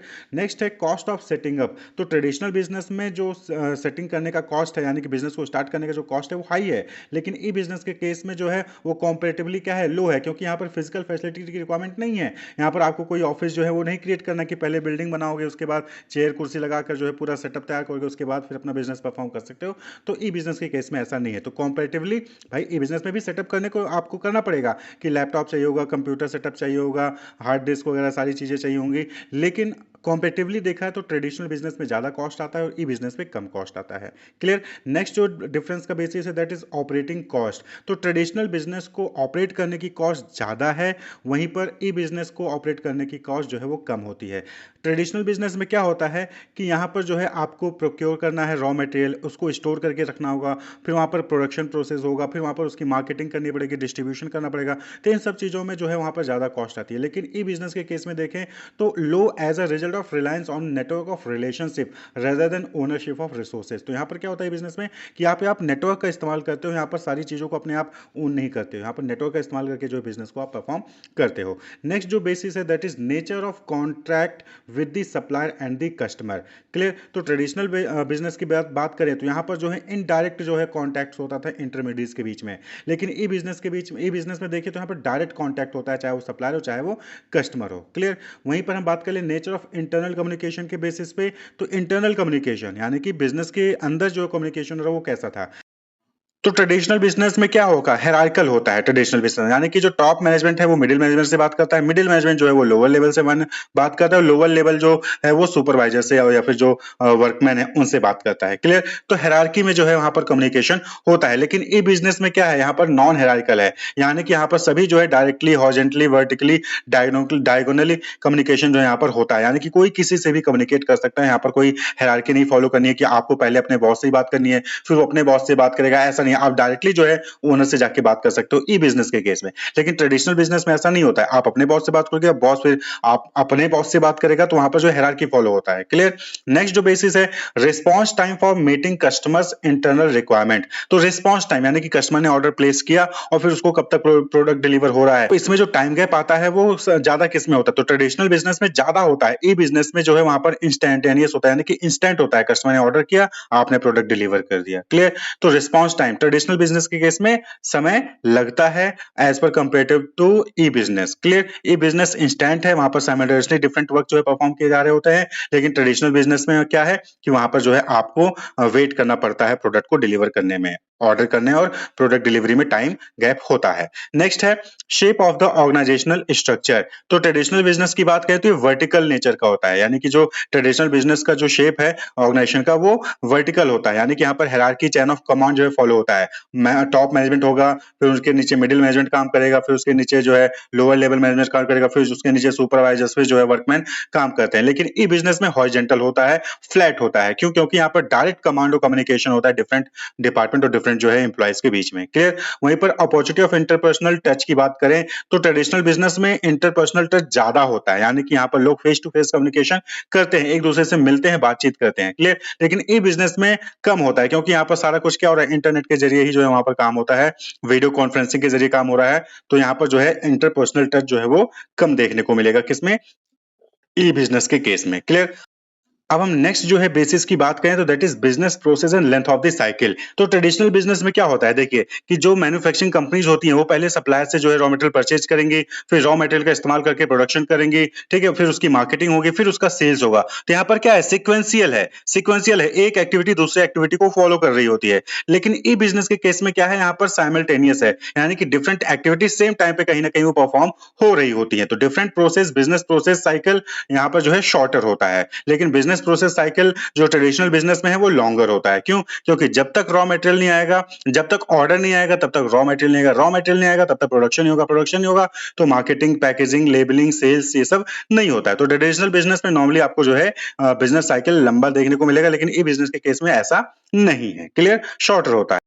वहीं पर जो नेक्स्ट बेसिस है डिफरेंस का, that is opportunity for physical pre sampling of the product, यानी कि प्रोडक्ट को परचेज करने से पहले आप उस प्रोडक्ट का सैंपल या फिर उस प्रोडक्ट को चेक कर सकते हो। तो ट्रेडिशनल बिजनेस के केस में मच मोर, यानी कि यहाँ पर आप जो है पर्सनली उस प्रोडक्ट को परचेज करने से पहले उसका सैंपल चेक कर सकते हो, लेकिन ई बिजनेस के केस में कम होता है, क्योंकि ई बिजनेस क्या इलेक्ट्रॉनिकली है, आपके सामने हाथ में कोई प्रोडक्ट नहीं होता, आप ऑनलाइन इंटरनेट के जरिए प्रोडक्ट को परचेज कर रहे होते हो, तो वहां पर सैंपल आप कहां से देख पाओगे। लेकिन जब आप शॉप पे जाके जो है किसी प्रोडक्ट को परचेज करते हो तो पहले आप जो है उसका सैंपल देख सकते हो। मोबाइल लेने जाते हो तो पहले डमी मोबाइल आप देखते हो कि मोबाइल में क्या क्या फंक्शन है, क्या क्या चीजें हैं, कैसा स्क्रीन है, वो सारी चीजें आप चेक कर सकते हो। लेकिन ई बिजनेस के केस में आप नहीं कर सकते हो। क्लियर, लेस है। लेकिन जो डिजिटेबल प्रोडक्ट्स होते हैं, जैसे कि कोई म्यूजिक हो गया, बुक हो गया, जर्नल हो गया, सॉफ्टवेयर हो गया, वीडियोज हो गए, तो उनका सैंपल आप चेक कर सकते हो। तो डिजिटल प्रोडक्ट का जो है आप सैंपल चेक कर सकते हो ई बिजनेस के केस में, लेकिन बाकी प्रोडक्ट्स का सैंपल आप चेक नहीं कर सकते हो। लेकिन ट्रेडिशनल बिजनेस में आप सभी चीज का जो है वहां पर सैंपल चेक कर सकते हो। Ease of going global, global जाने में किसका रास्ता आसान होता है। ट्रेडिशनल बिजनेस की बात करें तो इनका ग्लोबल जाना टफ होता है। क्यों? क्योंकि भाई आप तो किसी एक लोकेशन पे सिचुएटेड हो ना, तो आप ग्लोबली इतने आसानी से नहीं जा सकते हो। लेकिन ई बिजनेस की बात करें तो भाई ये तो इंटरनेट पे है और इंटरनेट पूरी दुनिया में चल रहा है, तो इंटरनेट है तो ई बिजनेस जो है वो ग्लोबली जो है कभी भी आसानी से पहुंच सकता है, आसानी से एक्सेस कर सकता है। तो much as cyber space is truly without boundaries, यानी कि आप जो है कहीं का भी प्रोडक्ट कहीं से भी परचेज कर सकते हो अगर वो ई बिजनेस प्लेटफॉर्म पे है। लेकिन ट्रेडिशनल बिजनेस के केस में ऐसा नहीं है। क्लियर। नेक्स्ट जो बेसिस है दैट इज गवर्नमेंट पेट्रोनेज। तो देखिए पेट्रोनेज का मतलब होता है संरक्षण। तो गवर्नमेंट किसको सपोर्ट करता है, कहने का मतलब यहाँ पर है। तो ट्रेडिशनल बिजनेस को देखें तो गवर्नमेंट जो है अब इन पे कम फोकस करती है, यानी कि श्रिंकिंग, यानी कि कम हो रहा है। पहले गवर्नमेंट इनको सपोर्ट करती थी डिफरेंट स्कीम के जरिए, लेकिन अब जो है ट्रेडिशनल बिजनेस पे कम और ई बिजनेस पे ज़्यादा वो फोकस कर रही है, क्योंकि आईटी सेक्टर जो है वो टॉप मोस्ट प्रायोरिटी है गवर्नमेंट की। तो गवर्नमेंट जो है वो आईटी सेक्टर पे ज़्यादा फोकस कर रही है। तो ऐसे में आईटी सेक्टर से रिलेटेड जो ई बिजनेस हैं उनको जो है वहाँ पर प्रमोट किया जा रहा है, और जो भी जो ऑर्गेनाइजेशन है जो ई बिजनेस पे फोकस कर रही हैं उनको भी वहाँ पर जो है प्रमोट किया जा रहा है। तो गवर्नमेंट का भी जो है प्रोटेक्शन किसको मिल रहा है, ई बिजनेस को ज़्यादा मिल रहा है। ऐसा नहीं कि ट्रेडिशनल बिजनेस को खत्म कर दिया है, लेकिन ई बिजनेस पे ज़्यादा प्रायोरिटी वहाँ पर उनको दी जा रही है। क्लियर। नेक्स्ट जो बेसिस है डिफरेंस का, that is nature of human capital. तो ट्रेडिशनल बिजनेस की बात करें तो यहाँ पर सेमी स्किल्ड या फिर अनस्किल्ड एम्प्लॉयज़ भी चल जाते हैं, लेकिन ई बिजनेस के केस में वहाँ पर प्रोफेशनल और टेक्निकली साउंड जो है एम्प्लॉय वहाँ पर चाहिए होते हैं, जो टेक्निकली क्वालिफाइड हों, जिनके पास कंप्यूटर की नॉलेज हो या फिर सॉफ्टवेयर की नॉलेज हो, वही जो है वहाँ पर कोडिंग की नॉलेज हो, वहीं पे जो है ई बिजनेस वाले सेक्टर में आ सकते हैं। क्लियर। तो ये जो है एक डिफरेंस हो गया। वहीं पर नेक्स्ट जो इंपॉर्टेंट डिफरेंस है दैट इज ट्रांजेक्शन रिस्क। तो ट्रेडिशनल बिजनेस में बात करें ट्रांजेक्शन के रिस्क का, तो यहाँ पर लो होता है, क्योंकि आपने एक हाथ से प्रोडक्ट लिया, दूसरे हाथ से आपने पैसा पे कर दिया, तो यहाँ पर पैसा ट्रांजेक्शन रुकने का कोई दिक्कत नहीं है, क्योंकि यहाँ पर फेस टू फेस कॉन्टैक्ट हो रहा है। लेकिन ई बिजनेस के केस में क्या है कि यहाँ पर एनोनिमिटी है, यानी कि आपको पता ही नहीं है कि आप किसको पे कर रहे हो, आपको ये नहीं पता कि कौन आपका प्रोडक्ट भेजेगा। तो यहाँ पर ई बिजनेस के केस में ट्रांजेक्शन रिस्क ज़्यादा होता है। पता चला कि आपने पेमेंट कर दिया लेकिन सामने से प्रोडक्ट आपको डिलीवरी नहीं हुआ। क्लियर। तो ये जो है प्रॉब्लम यहाँ पर आती है ई बिजनेस के केस में। तो ट्रांजेक्शन रिस्क ट्रेडिशनल बिजनेस में कम है, लेकिन ई बिजनेस में ज़्यादा है। क्लियर। तो ये कुछ इंपॉर्टेंट डिफरेंसेस थे between traditional business and E business.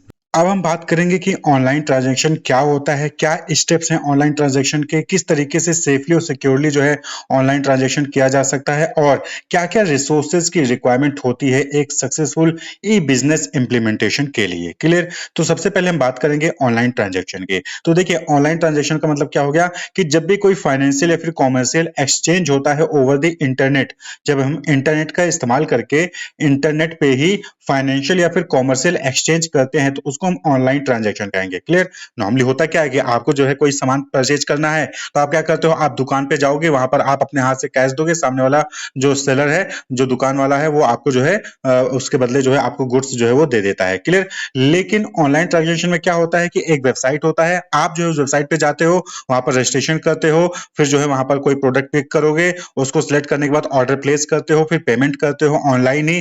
फिर जो सेलर है वो जो है बाय पोस्ट जो है आपको आपका जो ऑर्डर था वो गुड सर्विस आपको जो है वो प्रोवाइड कर देता है। तो ये ऑनलाइन ट्रांजैक्शन हुआ, यानी कि जब फेस टू फेस आप जो है सेलर से नहीं मिलते हो, ना सेलर बायर से मिलता है ना बायर सेलर से मिलता है, लेकिन वहां पर जो है फाइनेंशियल ट्रांजैक्शन हो रहे हैं और कॉमर्शियल एक्सचेंज हो रहा है, तो वही चीज ऑनलाइन ट्रांजैक्शन हुआ। तो it involve the transfer of money and the exchange of goods and services electronically rather than through traditional method like cash और चेक। तो कैश और चेक जैसे पहले होता था, उन मेथड के अलावा जब इलेक्ट्रॉनिकली जब है वहां पर पेमेंट हो रहा है फाइनेंशियल फाइनेंशियल ट्रांजेक्शन हो रहे हैं और गुड्स और सर्विसेज को दिया प्रोवाइड किया जा रहा है, तो उसी को हम ऑनलाइन ट्रांजेक्शन कहते हैं। तो online transaction are a payment method where money और funds are transferred electronically using options like RTGS, IMPS, NEFT, UPI card etcetera. तो ऑनलाइन ट्रांजेक्शन में क्या होता है? ऑनलाइन ट्रांजेक्शन में यही होता है कि हम क्या करते हैं, यहाँ पर जो है हम पैसे पे करते हैं इलेक्ट्रॉनिकली, यानी कि हम यहाँ पर कैश या चेक का इस्तेमाल ना करके इलेक्ट्रॉनिक फॉर्म में जो हम यहाँ पर पैसे पे करते हैं।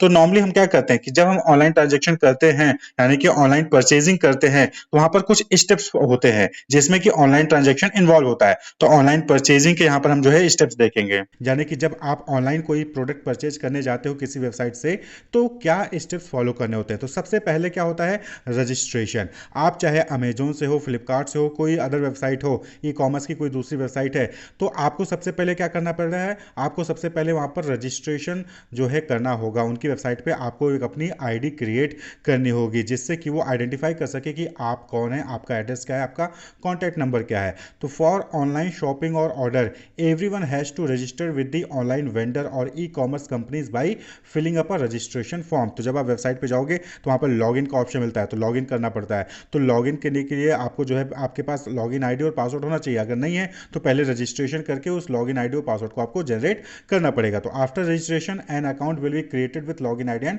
पासवर्ड, जहां पर आपका मोबाइल नंबर, ईमेल आईडी जो है वो वेरीफाई किया जाता है, जिससे कि आपकी आइडेंटिटी जो है वो एश्योर किया जा सके कि आप फेक पर्सन नहीं हो, आप एक पर्सन हो, इंडियन सिटीजन हो या फिर कोई अदर कंट्री के सिटीजन हो और आपकी ये मोबाइल और ईमेल आईडी है। क्लियर? तो आइडेंटिटी को वेरीफाई करने के लिए ये रजिस्ट्रेशन वहां पर करना जरूरी होता है। Through which the buyer can log in on the vendor website and can place order for the goods and services. तो इसी लॉगिन आईडी और पासवर्ड का इस्तेमाल करके, जो कि रजिस्ट्रेशन करने के बाद मिला है, उसका इस्तेमाल करके जो बायर्स हैं वो अपना ऑर्डर प्लेस कर सकते हैं, ऑनलाइन ट्रांजेक्शन जो है वो कर सकते हैं। क्लियर?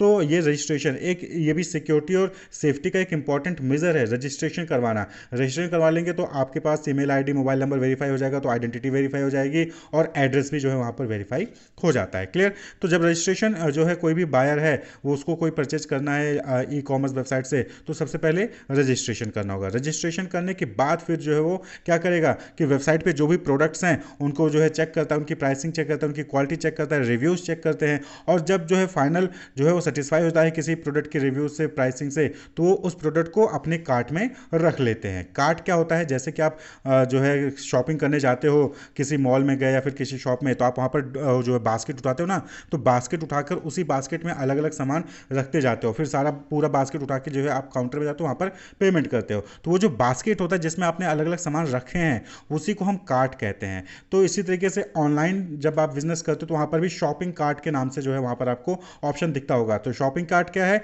एक स्टोरेज पॉइंट है जहाँ पर आपने जो जो सामान वेबसाइट से पिक किया है वो आपके कार्ट में चला जाता है, यानी आपके बास्केट में चला जाता है, और फिर आप उस बास्केट में जाकर, यानी उस कार्ट में जाकर आप जो है उनमें से जो भी प्रोडक्ट चाहिए उसके लिए पेमेंट कर सकते हो, या फिर जो है जो नहीं चाहिए उसको आप वहाँ से डिलीट कर सकते हो। क्लियर? तो buyers can pick and drop the item in the shopping cart. तो जो शॉपिंग कार्ट होता है उसमें जो है बायर्स वेबसाइट से, बहुत सारी वेबसाइट पे तो बहुत सारे प्रोडक्ट के लिंक होंगे ना, तो आपको सब नहीं चाहिए, कुछ चाहिए, तो जो कुछ है उनको सिलेक्ट करके आप कार्ट में रख देते हो। क्लियर?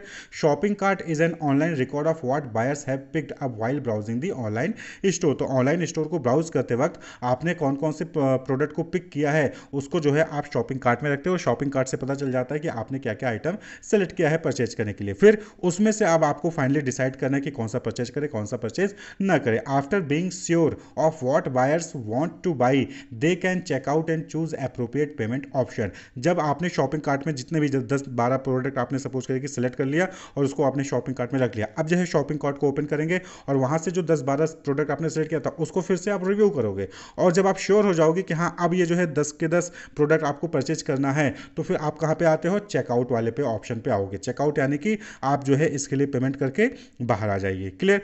तो चेकआउट का मतलब क्या हो गया कि आपने बास्केट में जितने सामान रखे थे उसको आप कहाँ लेके जाते हो? पेमेंट काउंटर पे लेके जाते हो ना, फिर वहाँ पर पेमेंट करते हो और फिर आप जो है शॉपिंग मॉल से या फिर शॉप से बाहर आ जाते हो। तो इसी तरीके से वेबसाइट में है, यहाँ पर क्या है कि आपने शॉपिंग कार्ट में जितने आइटम रखे थे उनको सेलेक्ट करोगे और चेकआउट पे आओगे, फिर आपको जो है क्या करना होगा? पेमेंट करना होता है। क्लियर? तो यहाँ पर हम बात करेंगे, अगला स्टेप क्या हो गया? Payment mechanism. तो किस तरीके से आप जो है पेमेंट्स कर सकते हो ई कॉमर्स वेबसाइट पे। तो payment for the purchases through online shopping में be done in many ways, कई तरीके से आप पेमेंट कर सकते हो। सबसे पहला cash on delivery, COD। Online transaction में, ऑनलाइन परचेजिंग में ये सबसे सेफ मेथड होता है। यहाँ पर क्या होता है कि आप जो है प्रोडक्ट को सिलेक्ट किया, आपने ऑर्डर प्लेस कर दिया और आपने सीओडी, कैश ऑन डिलीवरी का ऑप्शन चूज कर लिया। तो अब यहाँ पर क्या होगा कि वो जो प्रोडक्ट आपने मंगवाया है वो आपके घर डिलीवर हो जाएगा। डिलीवर होने के बाद जब आप उसको चेक कर लो, उसके बाद फिर जो है आप डिलीवरी वाले बॉय को पैसा वहाँ पर कैश में दे सकते हो। तो एक तो ये हो गया ऑनलाइन परचेजिंग का, और ये सेफ एंड सिक्योर भी है, यानी कि यहाँ पर आपको ये डाउट नहीं रहेगा कि सामने वाला प्रोडक्ट भेजेगा कि नहीं भेजेगा, खराब तो नहीं होगा। तो सीओडी एक सेफ ऑप्शन होता है। वहीं पर दूसरा तरीका क्या है, चेक। तो चेक के केस में क्या होता है कि नॉर्मली जो आप परचेजिंग करते हो रिटेल शॉपिंग में चेक का इस्तेमाल नहीं करते हैं, लेकिन जो वेंडर्स होते हैं, बड़े बड़े बिजनेस ऑर्गेनाइजेशन होते हैं, जब वो अपने सप्लायर से रॉ मटेरियल वगैरह परचेज करते हो तो वहाँ पर जो है वो चेक के द्वारा जो है पेमेंट करते हैं। तो इस केस में क्या होता है कि जो वेंडर होता है पहले उस चेक को कलेक्ट करेगा, और जब चेक का पेमेंट जो है वो वेंडर के अकाउंट में आ जाएगा तब जो है वो प्रोडक्ट को या गुड्स को डिलीवर करता है। क्लियर। तो ये चेक का भी एक पेमेंट जो है चेक भी एक पेमेंट मेथड है। इसके अलावा नेट बैंकिंग ट्रांसफर होता है, जैसे आरटीजीएस, एनईएफटी, आईएमपीएस, इन मेथड का भी इस्तेमाल करके जो यहाँ पर पेमेंट किया जा सकता है। क्लियर। फिर जो एक इंपॉर्टेंट मेथड है दैट इज कार्ड पेमेंट। तो मैक्सिमम जो ट्रांजैक्शन होते हैं रिटेल शॉपिंग की बात करें तो मैक्सिमम जो ट्रांजैक्शन होते हैं वो क्रेडिट कार्ड या फिर डेबिट कार्ड के जरिए ही होते हैं। आज के टाइम पर तो यूपीआई भी आ गया है। क्लियर। इसी तरीके से डिजिटल कैश है। डिजिटल कैश क्या है कि एक इलेक्ट्रॉनिक करेंसी होता है, जहां पर क्या होता है कि आप अपने बैंक अकाउंट से पैसा जो है किसी डिजिटल वॉलेट में जो है उसको आप रख देते हो। क्लियर। और उस डिजिटल वॉलेट का इस्तेमाल करके जो है आप पेमेंट कर सकते हो, आप अपने बैंक के जरिए पेमेंट नहीं करते हो। क्लियर। बैंक से पैसा आपने मोबाइल वॉलेट पे डाला, जैसे कि मोबाइल वॉलेट या प्रीपेड कार्ड हो गया, तो आपने जो है बैंक से मोबाइल वॉलेट में पैसा डाल दिया, आपके मोबाइल वॉलेट से जो है आप जहां पे अलग अलग जो वेबसाइट्स हैं वहां पर जाके आप ट्रांजेक्शन करते हो। तो इससे ये होता है कि आपके बैंक की डिटेल जो है वहां पर लीक नहीं होती है, सिर्फ मोबाइल वॉलेट का ही डिटेल अगर लीक होगा तो लीक होगा। क्लियर। तो ये सेफ एंड सिक्योरिटी का एक इंपॉर्टेंट मेथड भी है। तो ये डिफरेंट पेमेंट मैकेनिज्म है। तो यूपीआई भी जो है आप यहाँ पर इंक्लूड कर सकते हैं कि यूपीआई के जरिए भी आप जो है पेमेंट किए जाते हैं। क्लियर। तो ये क्या हो गया, ये स्टेप्स हो गए, स्टेजेस हो गए ऑनलाइन ट्रांजैक्शन के या फिर ऑनलाइन परचेजिंग के। क्लियर। अब हम बात कर ले security and safety of E transaction, यानी कि जब हम इलेक्ट्रॉनिकली ट्रांजैक्शन करते हैं, इलेक्ट्रॉनिकली पेमेंट करते हैं, तो वहां पर जो बायर्स हैं उनका डेटा हैक होने के चांसेस होते हैं, उनका डेटा लीक होने के चांसेस होते हैं। उनका जो ऑनलाइन रिकॉर्ड है, उनका एड्रेस हो गया, मोबाइल नंबर हो गया, ईमेल आईडी हो गया, या फिर जो है उनका पेमेंट जो कार्ड डिटेल है वो डिटेल हो गया, ये सब चोरी होने का डर वहां पर हमेशा बना रहता है। या फिर आपने कुछ ऑर्डर किया और सामने से वो ऑर्डर डिलीवर ही नहीं हुआ, पेमेंट हो, आपने पेमेंट किया, पेमेंट अकाउंट से डिडक्ट हो गया, लेकिन वहां पर दिखा रहा है कि आपका पेमेंट सक्सेसफुल नहीं हुआ। तो ये कुछ जो है सिक्योरिटी और सेफ्टी के इश्यूज होते हैं, रिस्क होते हैं ऑनलाइन ट्रांजैक्शंस में। क्लियर। तो online transaction are prone to a number of risk. जैसे कि आप किसी स्टोर पे गए, कैश दिया, तुरंत सामान ले लिया, तो वहां पर कोई रिस्क नहीं है। लेकिन ऑनलाइन ट्रांजैक्शन जब आप करते हो, तो वहां ऑनलाइन परचेजिंग जब आप करते हो तो वहां पर रिस्क होते हैं। रिस्क का मतलब क्या हो गया कि probability of miss happening that can result into financial, reputational और psychological losses to the parties involved in a transaction. तो जिनके बीच में ट्रांजैक्शन हो रहा है उनके बीच में कोई भी ऐसी मिस हैपनिंग हो सकती है जिसकी वजह से उनको पैसे का नुकसान हो सकता है, उनकी रेपुटेशन खराब हो सकती है, या फिर उनको साइकोलॉजिकल लॉस हो सकता है, मेंटली परेशान हो सकते हैं। तो उसको हम रिस्क कहते हैं। तो रिस्क मिस हैपनिंग है और ये अनप्रोबेबल है, यानी कि इसको कोई जो है पहले से ही गेस करके नहीं बैठ सकता कि हाँ ये होगा। ये रिस्क जो है अनसर्टेन होता है, किसी के साथ भी हो सकता है। तो ऑनलाइन ट्रांजैक्शन में खासकर रिस्क होता है। तो ऑनलाइन ट्रांजैक्शन में जो रिस्क होते हैं उनको 3 कैटेगरी में डिवाइड किया जा सकता है: transaction risk, data storage and transmission risk और थ्रेट टू इंटेलेक्चुअल प्रॉपर्टी और प्राइवेसी रिस्क। ये 3 टाइप के कैटेगरीज में जो है रिस्क को डिवाइड किया जा सकता है ऑनलाइन ट्रांजैक्शन में जो रिस्क होते हैं। तो सबसे पहले हम बात कर लें ट्रांजैक्शन रिस्क की। तो नाम से क्लियर है कि जब आप ट्रांजैक्शन कर रहे हो दूसरे पर्सन के साथ तो उससे रिलेटेड कौन कौन से रिस्क हो सकते हैं। तो सबसे पहला क्या है, डिफॉल्ट ऑन ऑर्डर टेकिंग और गिविंग। हो सकता है कि आपने बीइंग बायर आपने जो है ऑर्डर प्लेस किया, लेकिन सेलर कह रहा है कि आपने कोई ऑर्डर प्लेस ही नहीं किया है। Seller denies that the customer ever placed the order. या फिर कस्टमर ने ऑर्डर प्लेस किया और उसके बाद फिर वो क्या है, वो डिनाई कर रहा है कि उसने कोई ऑर्डर प्लेस नहीं किया है। तो ये जो है दोनों साइड से रिस्क होता है। तो डिफॉल्ट ऑन ऑर्डर टेकिंग और गिविंग, सेलर डिनाई कर सकता है कि मैंने आपने ऑर्डर दिया ही नहीं, और वहीं पर बायर डिनाई कर सकता है ऑर्डर देने के बाद कि उसने ऑर्डर दिया, उसने जो है ऑर्डर ही नहीं दिया था। क्लियर। इसी तरीके से अगला डिफॉल्ट क्या है, डिफॉल्ट ऑन डिलीवरी। हो सकता है कि जो कस्टमर ने प्रोडक्ट ऑर्डर किया था वो किसी और एड्रेस पे डिलीवर हो गया। Clear. The intended delivery does not take place, goods are delivered at wrong address और goods other than order may be deliver. यानी कि आपने जो सामान मंगाया था वो आया नहीं, उसकी जगह कोई और सामान आ गया, या फिर आपने सामान मंगाया कहीं और डिलीवर हो गया। क्लियर। तो ये जो है डिफॉल्ट ऑन डिलीवरी, ये भी रिस्क होता है। इसी तरीके से default on payment, seller does not get the payment for the goods supplied whereas the customer customer claims that payment was made, seller को पैसा मिला ही नहीं और कस्टमर कह रहा है कि उसने पैसा पे कर दिया है, तो ये भी जो है यहाँ पर रिस्क होता है। क्लियर? तो ये सब क्या है, ये ट्रांजेक्शन रिस्क होते हैं और ऐसे रिस्क से बचने के लिए वहां पर जरूरी है कि आप आइडेंटिटी, लोकेशन, एड्रेस, इस चीज को वेरीफाई जरूर कर लें। Such situation can averted by providing for identity and location address verification at the time of registration and obtaining authorisation as to the order confirmation and payment realisation. तो इसीलिए देखेंगे आप ऑनलाइन ट्रांजेक्शन में क्या होता है कि आपकी ईमेल आईडी को वेरीफाई किया जाता है, आपके मोबाइल को वेरीफाई किया जाता है। क्लियर? आप जब भी कोई ऑर्डर प्लेस करते हो तो ओटीपी पूछा जाता है, तो ये क्या है, एक तरीके का कंफर्मेशन है कि हाँ आप ऑर्डर प्लेस कर रहे हो, हाँ आप ही ऑर्डर प्लेस कर रहे हो, आप पेमेंट कर रहे हो, तो इसलिए जो है वहां पर वेरिफिकेशन करना जरूरी होता है। इसी तरीके से कुकीज का इस्तेमाल किया जाता है आइडेंटिटी को वेरीफाई करने के लिए। कुकीज क्या है, एक तरीके जैसे टेलीफोन आईडी होता है, इसी तरह से कॉलर आईडी है। तो कुकीज क्या होता है, आप जब लैपटॉप या डेस्कटॉप इस्तेमाल करते हो तो उसमें ये चीज होती है, कुकीज होती है, जिससे क्या होता है कि जो ये बिजनेस ऑर्गेनाइजेशन है, जो ई कॉमर्स वेबसाइट है, ये आपके जो रेलेवेंट इंफॉर्मेशन है, जैसे आपका नाम, आपका एड्रेस, आपका जो previous purchase payment, previous purchase है, क्या खरीदा है, पेमेंट रिकॉर्ड है, वो सारे जो है वहां पर डेटा निकाल लेते हैं। क्लियर? तो वहां से ये जो है इस चीज को वेरीफाई कर सकते हैं कि हाँ सही पर्सन ही जो है वो जो है परचेज कर रहा है। तो in order to confirm that the customer has correctly entered his detail in the registration form, the seller may verify the same from the cookies. तो कुकीज में आपका जो है इंफॉर्मेशन वहां पर सेव होता है कि कस्टमर का नाम क्या है, एड्रेस क्या है, उसका प्रीवियस पेमेंट से रिलेटेड हिस्ट्री क्या है, वो सारी चीजें वहां पर डिटेल अवेलेबल होती हैं। तो इसलिए कहा जाता है कि आप जो भी वेबसाइट सही है उसी वेबसाइट को ओपन करें, आप किसी भी वेबसाइट को ओपन ना कर दें, क्योंकि अगर कोई फ्रॉड वेबसाइट आपने ओपन कर दिया तो वो आपकी डिटेल्स को हैक कर सकता है और डेटा जो है उसको लीक कर सकता है। क्लियर? तो ये ट्रांजेक्शन रिस्क हो गया और उससे कैसे बचा जा सकता है वो चीज हो गई। अब हम बात कर लेते हैं नेक्स्ट रिस्क की, that is data storage and transmission risk. देखिए, आप जो है बहुत सारे डेटा जो है वहां पे आप ट्रांसमिट करते हो। पहली डेटा तो यही हो गया कि आप किस टाइप की प्रोडक्ट परचेज कर रहे हो। दूसरा डेटा आपका नाम, आपका एड्रेस, आपकी ईमेल आईडी, आपका मोबाइल नंबर, ये चीज हो गया। तो ये डेटा जो है ये हैक हो सकता है, ये हैक हो सकता है। Data stored in this system and in route is expose to a number of risk. आपने कोई भी ऐसी वेबसाइट ओपन कर दी जो कि सेफ नहीं थी, सिक्योर नहीं थी, और वहां पर क्या हो गया, वहां पर वायरस डाउनलोड हो गया। वायरस क्या होता है, वाइटल इंफॉर्मेशन अंडर सीज। तो यहाँ पर क्या होता है कि आपकी जो इंपॉर्टेंट इंफॉर्मेशन है वो सीज हो जाएगी, आप उसको एक्सेस ही नहीं कर पाओगे, आप उसको एक्सेस ही नहीं कर पाओगे। हो सकता है कि पूरा सिस्टम ही आपका जो है लॉक हो जाए और आपको जो है पूरा सिस्टम फॉर्मेट करना पड़े दोबारा से।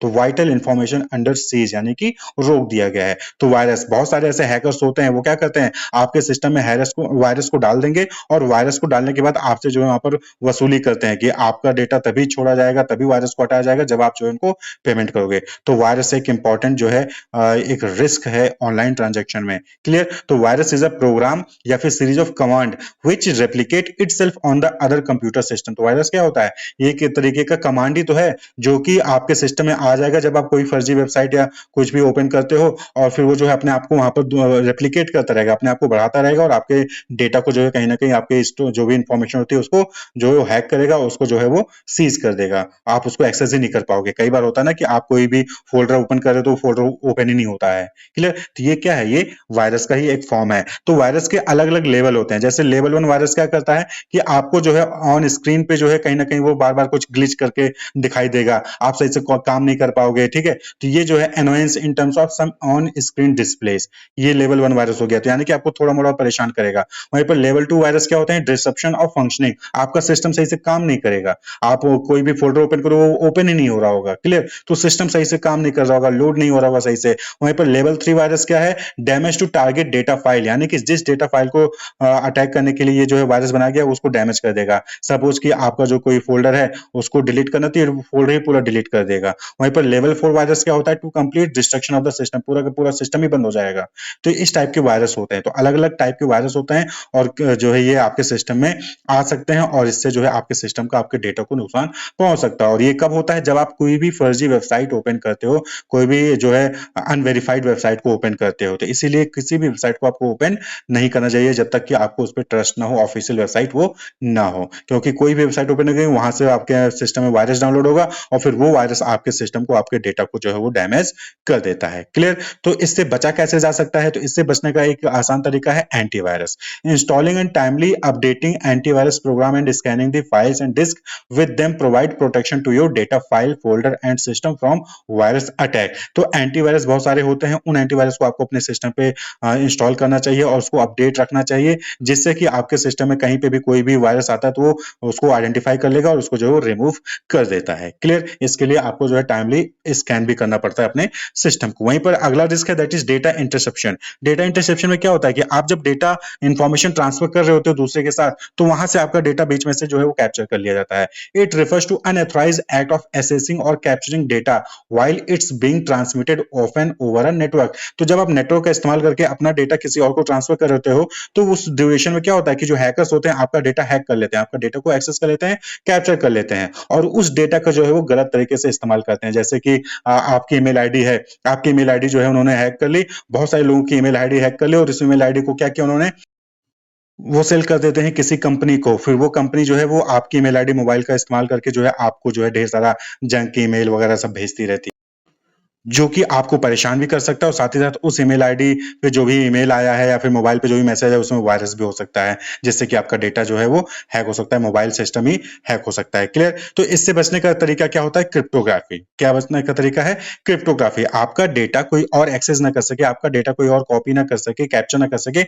उससे बचने का तरीका है क्रिप्टोग्राफी। क्रिप्टोग्राफी में क्या होता है कि यहाँ पर जो आपकी इंफॉर्मेशन होती है आप उसको जो है कोड वर्ड में ट्रांसफर कर देते हो। This is similar to using code word with someone so that others do not understand your conversation। तो यहाँ पर क्या होता है, जैसे व्हाट्सएप है तो व्हाट्सएप पे आप जो मैसेज टाइप कर रहे हो, जब ये मैसेज किसी दूसरे पर्सन को जाता है तो बीच में ये क्या होता है, इनक्रिप्ट हो जाता है, बीच में ये इनक्रिप्ट हो जाता है। तो आपने जो मैसेज भेजा है वो सिर्फ सामने वाला ही समझ पाएगा, बीच में अगर कोई उसको एक्सेस करके पढ़ना चाहेगा तो वो नहीं पढ़ सकता है। तो इसी को क्रिप्टोग्राफी कहते हैं। It refers to the art of protecting information by transforming it into an unreadable format called cipher cipher text. तो ये क्या होता है कि यहाँ पर आपके जो इन्फॉर्मेशन है उसको जो है वो ट्रांसफॉर्म कर देता है किसी दूसरे लैंग्वेज में, अनरीडेबल फॉर्मेट में, जिससे कि कोई दूसरा उसको पढ़ ही नहीं सकेगा।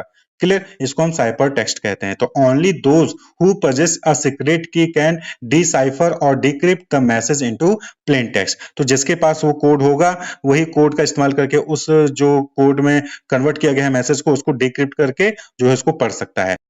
आप सपोज कि मैंने कोई मैसेज जो है उसको कोड करके किसी सामने वाले पर्सन को भेज दिया है और तो वो सामने वाला ही पर्सन उसको डिकोड कर सकेगा, कोई दूसरा पर्सन उसको डिकोड करके पढ़ नहीं पाएगा। क्लियर? तो this is similar to using code words. Clear? तो क्रिप्टोग्राफी, तो यहाँ पर क्या होता है कि यहाँ पर बायर का डेटा जो है वो एनक्रिप्ट कर दिया जाता है, उसको किसी दूसरे लैंग्वेज में कन्वर्ट कर दिया जाता है, जिससे कि जो हैकर्स होते हैं उनको पता नहीं चल पाता कि क्या डेटा है, क्या इंफॉर्मेशन है उसमें, और जिसको भेजा जा रहा है सिर्फ वही पढ़ पाएगा। तो क्रिप्टोग्राफी। क्लियर? तो इससे जो है आपका डेटा कोई और एक्सेस नहीं कर पाएगा, ना ही उसको रीड कर पाएगा। क्लियर? वहीं पर जो नेक्स्ट रिस्क है that is risk of threat to intellectual property and privacy. तो यहाँ पर भी क्या है कि जब आप ऑनलाइन ट्रांजैक्शन या फिर ऑनलाइन परचेजिंग करते हो तो यहाँ पर जो आपकी कॉपीराइट है, आपका ट्रेडमार्क है, आपका पेटेंट है, वो डेटा जो है वो लीक होने का चांस होता है, उसका मिसयूज होने का चांस होता है। जैसे कि यूट्यूब पे किसी ने अपना म्यूजिक वीडियो डाल दिया, क्लियर, उसका उस पर उसने कॉपीराइट ले रखा था, उस पर म्यूजिक वीडियो डाल दिया। अब बहुत सारे लोग हैं जो उसके वीडियो को डाउनलोड करते हैं और उसके म्यूजिक का इस्तेमाल करते हैं, तो ये कॉपीराइट इंफ्रिंजमेंट होता है, यानी कि कॉपीराइट का गलत इस्तेमाल होता है। इसके अगेंस्ट वहां पर केस किया जा सकता है, एक्शन लिया जा सकता है, लेकिन ये कहीं ना कहीं एक सिक्योरिटी एंड सेफ्टी का रिस्क है ऑनलाइन ट्रांजैक्शन या फिर ऑनलाइन बिजनेस को परफॉर्म करने में। क्लियर? आपके लोगो का इस्तेमाल कोई और कर सकता है। क्लियर? आपने कोई लोगो साइन सिंबल बनाया था, कोई पेटेंट लिया था, कोई ट्रेडमार्क बनाया था, उसका इस्तेमाल कोई दूसरा कर लेता है। जैसे कि आप देखते होंगे ना डुप्लीकेट प्रोडक्ट आते हैं तो उसमें क्या करते हैं, वो ओरिजिनल कंपनी का ही लोगो जो है इस्तेमाल करते हैं लेकिन वो डुप्लीकेट होता है। तो ये भी जो है कहीं ना कहीं मिसयूज होता है, ये भी सेफ्टी एंड सिक्योरिटी का रिस्क है। तो इंटरनेट क्या है, एक ओपन स्पेस है, यहाँ पर जो भी इंफॉर्मेशन अवेलेबल है वो सब पब्लिक फॉर्म में हो जाते हैं। भाई जो प्राइवेट डोमेन में है अगर वो इंटरनेट पे आ गया इंफॉर्मेशन तो वो पब्लिक डोमेन में चला जाता है, उसको कोई भी एक्सेस कर पा रहा है। तो ऐसे केस में इसको प्रोटेक्ट करना डिफिकल्ट होता है कि उसको कॉपी ना किया जा सके, कोई भी उसको कॉपी कर सकता है और उसका जो है वहां पर मिसयूज हो जाता है। तो जब आपके इन्फॉर्मेशन को कोई कॉपी कर सकता है, आपने किसी चीज़ पे कॉपीराइट लिया था, कोई मूवी बनाई थी, कोई सॉन्ग बनाया था, उसका लोग इस्तेमाल कर रहे हैं, आपके साइन सिंबल लोगों का कोई और इस्तेमाल कर ले रहा है, तो ये रिस्क होता है कि जब आपकी चीज़ें ऑनलाइन आ जाती हैं तो कोई भी उसको कॉपी कर सकता है और फिर आपके राइट्स को जो है वो कहीं ना कहीं इन्फ्रिंज करता है। क्लियर? तो ये भी एक रिस्क है ऑनलाइन ट्रांजेक्शन, ऑनलाइन परचेजिंग का। अब बात कर लें कि एक सक्सेसफुल ई-बिज़नेस इम्प्लीमेंटेशन के लिए क्या रिसोर्सेज़ की रिक्वायरमेंट होती है। तो देखिए कोई भी बिज़नेस आप स्टार्ट कर रहे हो, तो अगर वो फिज़िकल फॉर्म में आप स्टार्ट कर रहे हो, तो वहाँ पर आपको मैन, मशीन, मटेरियल इन सब की रिक्वायरमेंट पड़ती है। कोई भी बिज़नेस स्टार्ट कर रहे हो, ह्यूमन रिसोर्स की रिक्वायरमेंट पड़ेगी, पैसे की रिक्वायरमेंट पड़ेगी, ज़मीन की रिक्वायरमेंट पड़ेगी, रॉ मटेरियल की रिक्वायरमेंट पड़ेगी। तो man, money, machine, material in सब की रिक्वायरमेंट वहाँ पर पड़ती है। लेकिन जब आप ई-बिज़नेस इम्प्लीमेंट करने जा रहे हो, तो ई-बिज़नेस स्टार्ट करने जा रहे होते हो, तो उस केस में आपको एडिशनल रिसोर्सेज की रिक्वायरमेंट पड़ती है। जैसे ए वेल डिजाइंड वेबसाइट। भाई वेबसाइट तो चाहिए होगा ना, जहां पर कस्टमर आएगा और आपके प्रोडक्ट को ऑर्डर प्लेस करेगा, क्लियर, प्रोडक्ट के लिए ऑर्डर प्लेस करेगा। तो एक वेल डिजाइंड वेबसाइट होना चाहिए, एक रिलायबल इंटरनेट कनेक्शन होना चाहिए। इंटरनेट कनेक्शन नहीं होगा तो आपकी वेबसाइट सही से काम ही नहीं करेगी, क्लियर। और वहीं पर skilled workforce proficient in technology and digital marketing, यानी कि ऐसा वर्कफोर्स जिसको technology, hardware, software, digital marketing इनके बारे में नॉलेज हो, वो भी चाहिए होगा। आप ऐसे किसी से भी काम नहीं करवा सकते हो। उनके पास वेल नॉलेज होना चाहिए हार्डवेयर, सॉफ्टवेयर का, टेक्नोलॉजी का, क्लियर। तो ये एडिशनल रिक्वायरमेंट होती है ई बिजनेस को इंप्लीमेंट करने के लिए। वेबसाइट हो, वहां पर जो है इंटरनेट कनेक्शन हो, हार्डवेयर, सॉफ्टवेयर ये फैसिलिटीज हो, डेस्कटॉप हो, डेटा स्टोर करने के लिए चीजें हो, सेफ्टी एंड सिक्योरिटी के लिए जो डिफरेंट टेक्निक्स हैं, एंटीवायरस हैं या फिर अदर क्रिप्टोग्राफी, ये सारी टेक्निक हो। और साथ ही साथ जो एम्प्लॉय है वो भी प्रोफिशिएंट हो टेक्निकल और डिजिटल मार्केटिंग के नॉलेज में, क्लियर। तो जो है आप एक अच्छे से ई बिजनेस को इंप्लीमेंट कर सकते हो। अब एक वर्ड आता है वेबसाइट। वेबसाइट क्या होता है? एक्चुअली में लोकेशन होता है। लोकेशन होता है किसी भी कंपनी का on the internet. Web, web यानी कि वर्ल्ड वाइड वेब यानी कि इंटरनेट। तो इंटरनेट पे किसी भी कंपनी की लोकेशन क्या है, किसी भी कंपनी की साइट कहाँ है, उसी को हम वेबसाइट कहते हैं। तो वेबसाइट में एक्चुअली क्या होता है? एक जैसे कि लिंक होता है ना, लिंक होता है, उस लिंक को जब आप क्लिक करते हो तो उसके पेज पे पहुंच जाते हो। तो वेबसाइट, क्लियर। तो वेब पे किसी भी ई कॉमर्स कंपनी की साइट कहाँ है, उसी को हम वेबसाइट कहते हैं। तो it is an online embodiment of all the content that a firm may like to provide to others। तो ये क्या है? embodiment का मतलब क्या होता है? अवतार। तो ये ऑनलाइन रूप है, ये फिजिकल स्टोर का ऑनलाइन रूप है जहां पर जो सेलर है वो अपने सभी प्रोडक्ट को सेल कर सकता है जाकर, क्लियर। तो ये रिसोर्सेज की रिक्वायरमेंट होती है। एक अच्छा वेबसाइट हो, एक अच्छा इंटरनेट कनेक्शन हो, हार्डवेयर हो, सॉफ्टवेयर हो, और प्रोफिशिएंट जिनके टेक्नोलॉजी और डिजिटल मार्केटिंग की नॉलेज हो, ऐसे वर्कफोर्स हो यानी ऐसे एम्प्लॉइज हो। नेक्स्ट टॉपिक है constituents of E business and inter and intra transactions. देखिए होता क्या है कि कोई भी बिजनेस ऑर्गेनाइजेशन है उसको मल्टीपल एक्टिविटीज़ परफॉर्म करनी पड़ती हैं, क्लियर। और हर एक्टिविटी को परफॉर्म करने के लिए उसको कोई ना कोई चाहिए। अकेले इंडिविजुअली जो है वो सभी एक्टिविटीज़ को परफॉर्म नहीं कर सकता है। Any business organisation can not perform its business activity individually. जैसे कि अगर जो है उसको प्रोडक्ट बनाना है, कोई प्रोडक्ट मैन्युफैक्चर करना है, तो उसको रॉ मटेरियल चाहिए, और रॉ मटेरियल कौन देगा?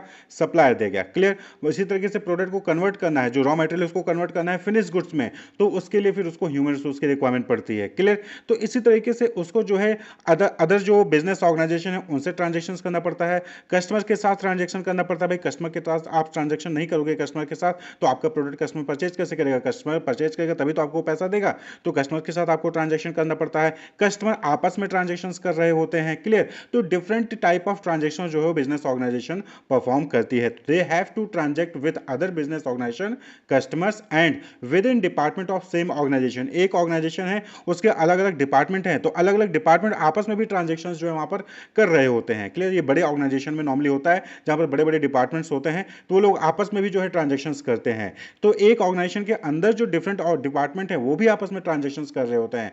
तो ट्रांजैक्शन के बेसिस पे हम 5 ई बिजनेस मॉडल जो है आइडेंटिफाई कर सकते हैं, कैटेगराइज कर सकते हैं ई बिजनेस मॉडल को 5 टाइप में। बी टू बी यानी कि बिजनेस टू बिजनेस, एक बिजनेस ऑर्गेनाइजेशन दूसरे बिजनेस ऑर्गेनाइजेशन के साथ ट्रांजैक्शन कर रहा है। B to C, business organisation customer के साथ ट्रांजैक्शन कर रहा है। वहीं पर तीसरा है इंट्रा बी कॉमर्स, यानी कि जब डिपार्टमेंटल ट्रांजैक्शन होते हैं, एक ही ऑर्गेनाइजेशन के 2 डिपार्टमेंट है, दोनों आपस में ट्रांजैक्शन कर रहे हैं, तो इंट्रा बी कॉमर्स। वहीं पर सी टू बी, जब कस्टमर बिजनेस ऑर्गेनाइजेशन के साथ ट्रांजैक्शन कर रहा है, और सी टू सी जब कस्टमर कस्टमर के साथ ट्रांजेक्शन करता है। तो ये जो है डिफरेंट 5 ई बिजनेस मॉडल हैं on the basis of transactions, clear. तो हमने ऑलरेडी जो है B to B, B to C, C to B, C to C, इसको जो है ऑलरेडी हमने जो है वहां पर डिस्कस कर लिया है, क्लियर। तो when the business organisation interact with other business organisation over internet, B to B हो गया। व्हेन कस्टमर ओवर इंटरनेट, तो बी टू सी हो गया।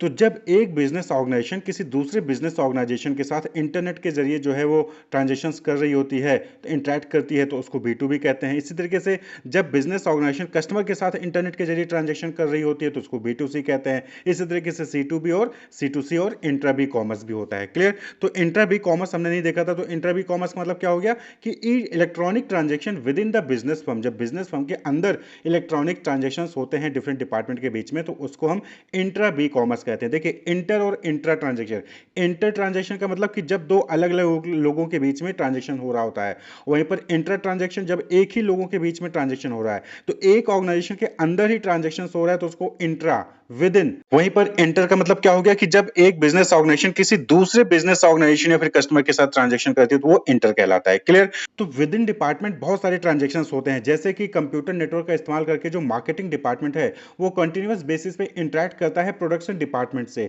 जिससे कि कस्टमाइज प्रोडक्ट जो है वो एज पर रिक्वायरमेंट, जो इंडिविजुअल कस्टमर है उनकी रिक्वायरमेंट के अकॉर्डिंग कस्टमाइज प्रोडक्ट जो है डेवलप होता रहे। तो जो मार्केटिंग डिपार्टमेंट है, वो जो है कस्टमर के पर टच में रहता है, वो कस्टमर के जरिए ही जो उसको पता चलता है कि कस्टमर को किस टाइप की प्रोडक्ट की रिक्वायरमेंट है, और फिर वो जो है वो किसको बताता है, कम्युनिकेट करता है, इंटरेक्ट करता है प्रोडक्शन डिपार्टमेंट को। प्रोडक्शन डिपार्टमेंट उसके अकॉर्डिंग, कस्टमर की नीड के अकॉर्डिंग जो है प्रोडक्ट को डेवलप कर रहा होता है। इसी तरीके से employ can send field report via email and the management can have them on real time basis. यानी कि सपोज कि कोई एम्प्लॉय है, उसको मार्केट में डेटा कलेक्ट करने के लिए भेजा गया है, तो पहले क्या होता था, जब इंटरनेट नहीं होता था, तो पहले क्या होता था, तो पहले जो एम्प्लॉय है वो मार्केट में जाएगा, वहां से जाकर डेटा कलेक्ट करेगा, फिर वो वापस आएगा, वापस आके जो है फिर उसको समराइज करके फिर डेटा को जो है अपने बॉस को जो है वो देता था। लेकिन अब क्या है, अब रियल टाइम बेसिस पे जो है आप डेटा को बारे में इंफॉर्मेशन ले सकते हो। यानी कि एम्प्लॉय मार्केट में गया है, वहां पे वो डेटा कलेक्ट कर रहा है, वहीं पर जो है ऑनलाइन मोबाइल में ही जो है अपडेट होता चला जा रहा है, और तुरंत के तुरंत जो है वहां पर पता चल रहा है कि कितने कस्टमर से डेटा ले लिया गया है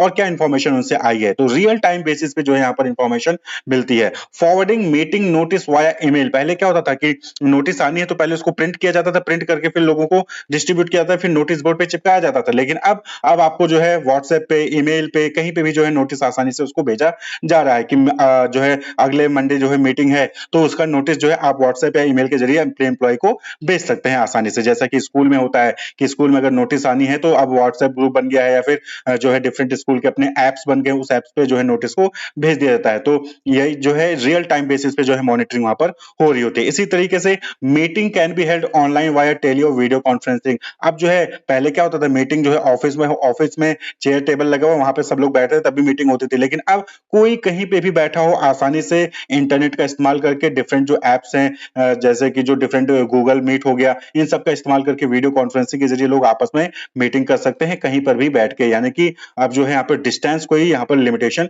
नहीं हुई, कोई कहीं से भी हो, इंटरनेट कनेक्शन है, लैपटॉप है, मोबाइल है, तो फिर जो है आसानी से मीटिंग को अटेंड कर सकता है कहीं से भी। तो a firm's interaction with its employee sometime refer to as B2E commerce. तो इसी को जो इंट्रा बी कॉमर्स है, इसी को हम कभी-कभी क्या कहते हैं, B2E यानी बिजनेस टू एम्प्लॉय कॉमर्स भी डिनोट करते हैं। क्लियर? तो जब फर्म जो है वो इंटरेक्ट करती है अपने एम्प्लॉय के साथ जो है इंटरनेट का इस्तेमाल करके, तो उसी को हम बिजनेस टू एम्प्लॉय कॉमर्स भी कहते हैं। यहाँ पर भाई एम्प्लॉय के साथ इंटरेक्ट कर रही है, ट्रांजेक्शन हो रहे हैं। ट्रांजेक्शन का मतलब मॉनेटरी ही नहीं होता है, ट्रांजेक्शन यानी कि एक दूसरे के साथ इंफॉर्मेशन शेयर कर रहे हैं, क्लियर, डेटा एक्सचेंज कर रहे हैं। तो ये भी क्या हो गया, ये भी एक तरीके का बी कॉमर्स हो गया, इंट्रा बी कॉमर्स, यानी कि बिजनेस ऑर्गेनाइजेशन के अंदर ही ट्रांजेक्शन हो रहे हैं इंटरनेट के जरिए, कंप्यूटर नेटवर्क का इस्तेमाल करके डिफरेंट डिपार्टमेंट के बीच में, एम्प्लॉय के बीच में। क्लियर? तो इसी को हम इंट्रा बी कॉमर्स कहते हैं।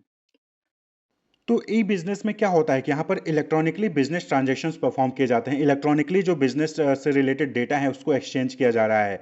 तो ऐसे में कई बार अगर डिस्प्यूट उठता था, तो वहाँ पर जो इलेक्ट्रॉनिक रिकॉर्ड्स होते थे या सॉफ्ट कॉपी में कोई डॉक्यूमेंट है, तो उसको जो है लोग लीगल डॉक्यूमेंट नहीं मानते थे, उसको जो है असली नहीं माना जाता था, ठीक है, उसको एज अ प्रूफ कंसिडर नहीं किया जाता था। तो ऐसे केस में क्या हुआ, इंफॉर्मेशन टेक्नोलॉजी एक्ट 2000 जो है वहाँ पर ला गया, जो कि लीगलाइज करता है इलेक्ट्रॉनिक डेटा को, इलेक्ट्रॉनिक रिकॉर्ड्स को। यानी कि पहले जो लोग जो है पहले सिग्नेचर करते हैं ना, आप हार्ड कॉपी में सिग्नेचर करते हो तभी उसको जो है ऑथेंटिक माना जाता था, अब डिजिटल सिग्नेचर भी आप कर सकते हो। यानी कि अगर आपने डिजिटल सिग्नेचर किसी इलेक्ट्रॉनिक डॉक्यूमेंट पे किया है, तो वो भी जो है वैलिड माना जाएगा, उसको भी जो है रियल रिकॉर्ड माना जाएगा, कंसीडर किया जाएगा, उसको एज अ प्रूफ आप कंसीडर कर सकते हैं। तो इस एक्ट के तहत जो है डिफरेंट जो इलेक्ट्रॉनिक बिजनेस में डेटा एक्सचेंज होता है, या फिर जो भी आप डेटा एक्सचेंज करते हो इलेक्ट्रॉनिक फॉर्म में, उसको जो है लीगलाइज किया गया। तो सेक्शन 4 है है legal recognition of electronic record, यानी कि अगर कोई इलेक्ट्रॉनिक रिकॉर्ड है, कोई रिकॉर्ड है, उसको इलेक्ट्रॉनिक फॉर्म में रखा गया है तो उसको लीगल रिकॉग्निशन दिया जाएगा। सेक्शन 4 इंफॉर्मेशन टेक्नोलॉजी एक्ट के तहत जो है ये चीज कही गई है। इसी तरीके से सेक्शन 5 में कहा गया है legal recognition of digital signature. अगर किसी ने डिजिटल सिग्नेचर का इस्तेमाल करके किसी डॉक्यूमेंट को जो है ऑथेंटिकेट किया है तो वो भी लीगल होगा, उसको आप फेक नहीं कह सकते हैं। क्लियर। इसी तरीके से सेक्शन 6 है जहां पर कहा गया कि use of electronic record and digital signature in government and it's agencies, यानी कि गवर्नमेंट ने अपने यहां पर भी जो है जो डिफरेंट गवर्नमेंट डिपार्टमेंट हैं वहां पर भी इलेक्ट्रॉनिक रिकॉर्ड और डिजिटल सिग्नेचर का इस्तेमाल किए जाने को बढ़ावा दिया। तो सेक्शन 6 में जो है इसके बारे में कहा गया, जैसे आप आधार कार्ड देखिए तो जो आप आधार कार्ड डाउनलोड करते हैं तो वो क्या है, वो डिजिटल सिग्नेचर होता है, उस पर डिजिटल सिग्नेचर होता है और वो जो है ऑथेंटिकेटेड होता है, यानी कि वैलिड होता है। क्लियर। इसी तरीके से सेक्शन 7 है जिसमें कहा गया कि रिटेंशन ऑफ इलेक्ट्रॉनिक रिकॉर्ड, यानी कि अगर किसी लॉ के तहत आपको कोई डॉक्यूमेंट है, कोई रिकॉर्ड है, कोई इंफॉर्मेशन है, वो कई सालों तक सेव करके रखना है तो आप इलेक्ट्रॉनिक फॉर्म में उसको सेव करके रख सकते हो, वो लीगल होगा। जैसे आईटीआर है, इनकम टैक्स डिपार्टमेंट कहती है कि आपको जो है अपने रिकॉर्ड्स को कम से कम 5 साल तक सेव करके रखना है। तो 5 साल तक आप हार्ड कॉपी में रखोगे तो जो है अलमीरा भी भरेगा और प्लस जो है वो तहस नहस भी हो सकता है, चूहे काट गए या फिर जल गया, कुछ भी हो सकता है। तो आप उन डॉक्यूमेंट्स को, उन रिकॉर्ड्स को जो है आप इलेक्ट्रॉनिक फॉर्म में भी रख सकते हो और उसको जो है रिकॉग्नाइज किया जाएगा, वो लीगल माना जाएगा। तो सेक्शन 7 ये कहता है रिटेंशन ऑफ इलेक्ट्रॉनिक रिकॉर्ड, यानी कि आप इलेक्ट्रॉनिक फॉर्म में जो है रिकॉर्ड को जितने साल तक कहा गया उतने साल तक रख सकते हो। क्लियर। तो यही चीज क्या हो गई, ये इंफॉर्मेशन टेक्नोलॉजी एक्ट 2000 है जो कि सपोर्ट करती है इलेक्ट्रॉनिक ट्रांजेक्शन को बढ़ावा देती है, इलेक्ट्रॉनिक रिकॉर्ड को बढ़ावा देती है, डिजिटल सिग्नेचर को जो है वो सपोर्ट करती है। तो इससे क्या हो गया, एक पहले तो आसान हो गया ट्रांजेक्शन करना, वैलिडिटी पे जो है कोई सवाल नहीं उठेगा, और तीसरा पेपरलेस सोसाइटी, यानी कि इसकी वजह से क्या हो गया कि पेपर्स की जो हार्ड कॉपी में आप पेपर का इस्तेमाल करते हो वो जो है अब A4 शीट का इस्तेमाल कम होने लगा। तो इससे क्या हो गया कि इससे पेड़ पौधे भी जो है वो बचेंगे। तो ये जो है कहीं ना कहीं बेनिफिट है ई बिजनेस का, और उसको सपोर्ट करने के लिए इंफॉर्मेशन टेक्नोलॉजी एक्ट 2000 भी जो है वो एप्लीकेबल किया गया है। तो ये उससे रिलेटेड एक्ट भी है जो कि इलेक्ट्रॉनिक ट्रांजेक्शन को, इलेक्ट्रॉनिक बिजनेस को बढ़ावा देता है। Clear. Wish you all the best, keep watching.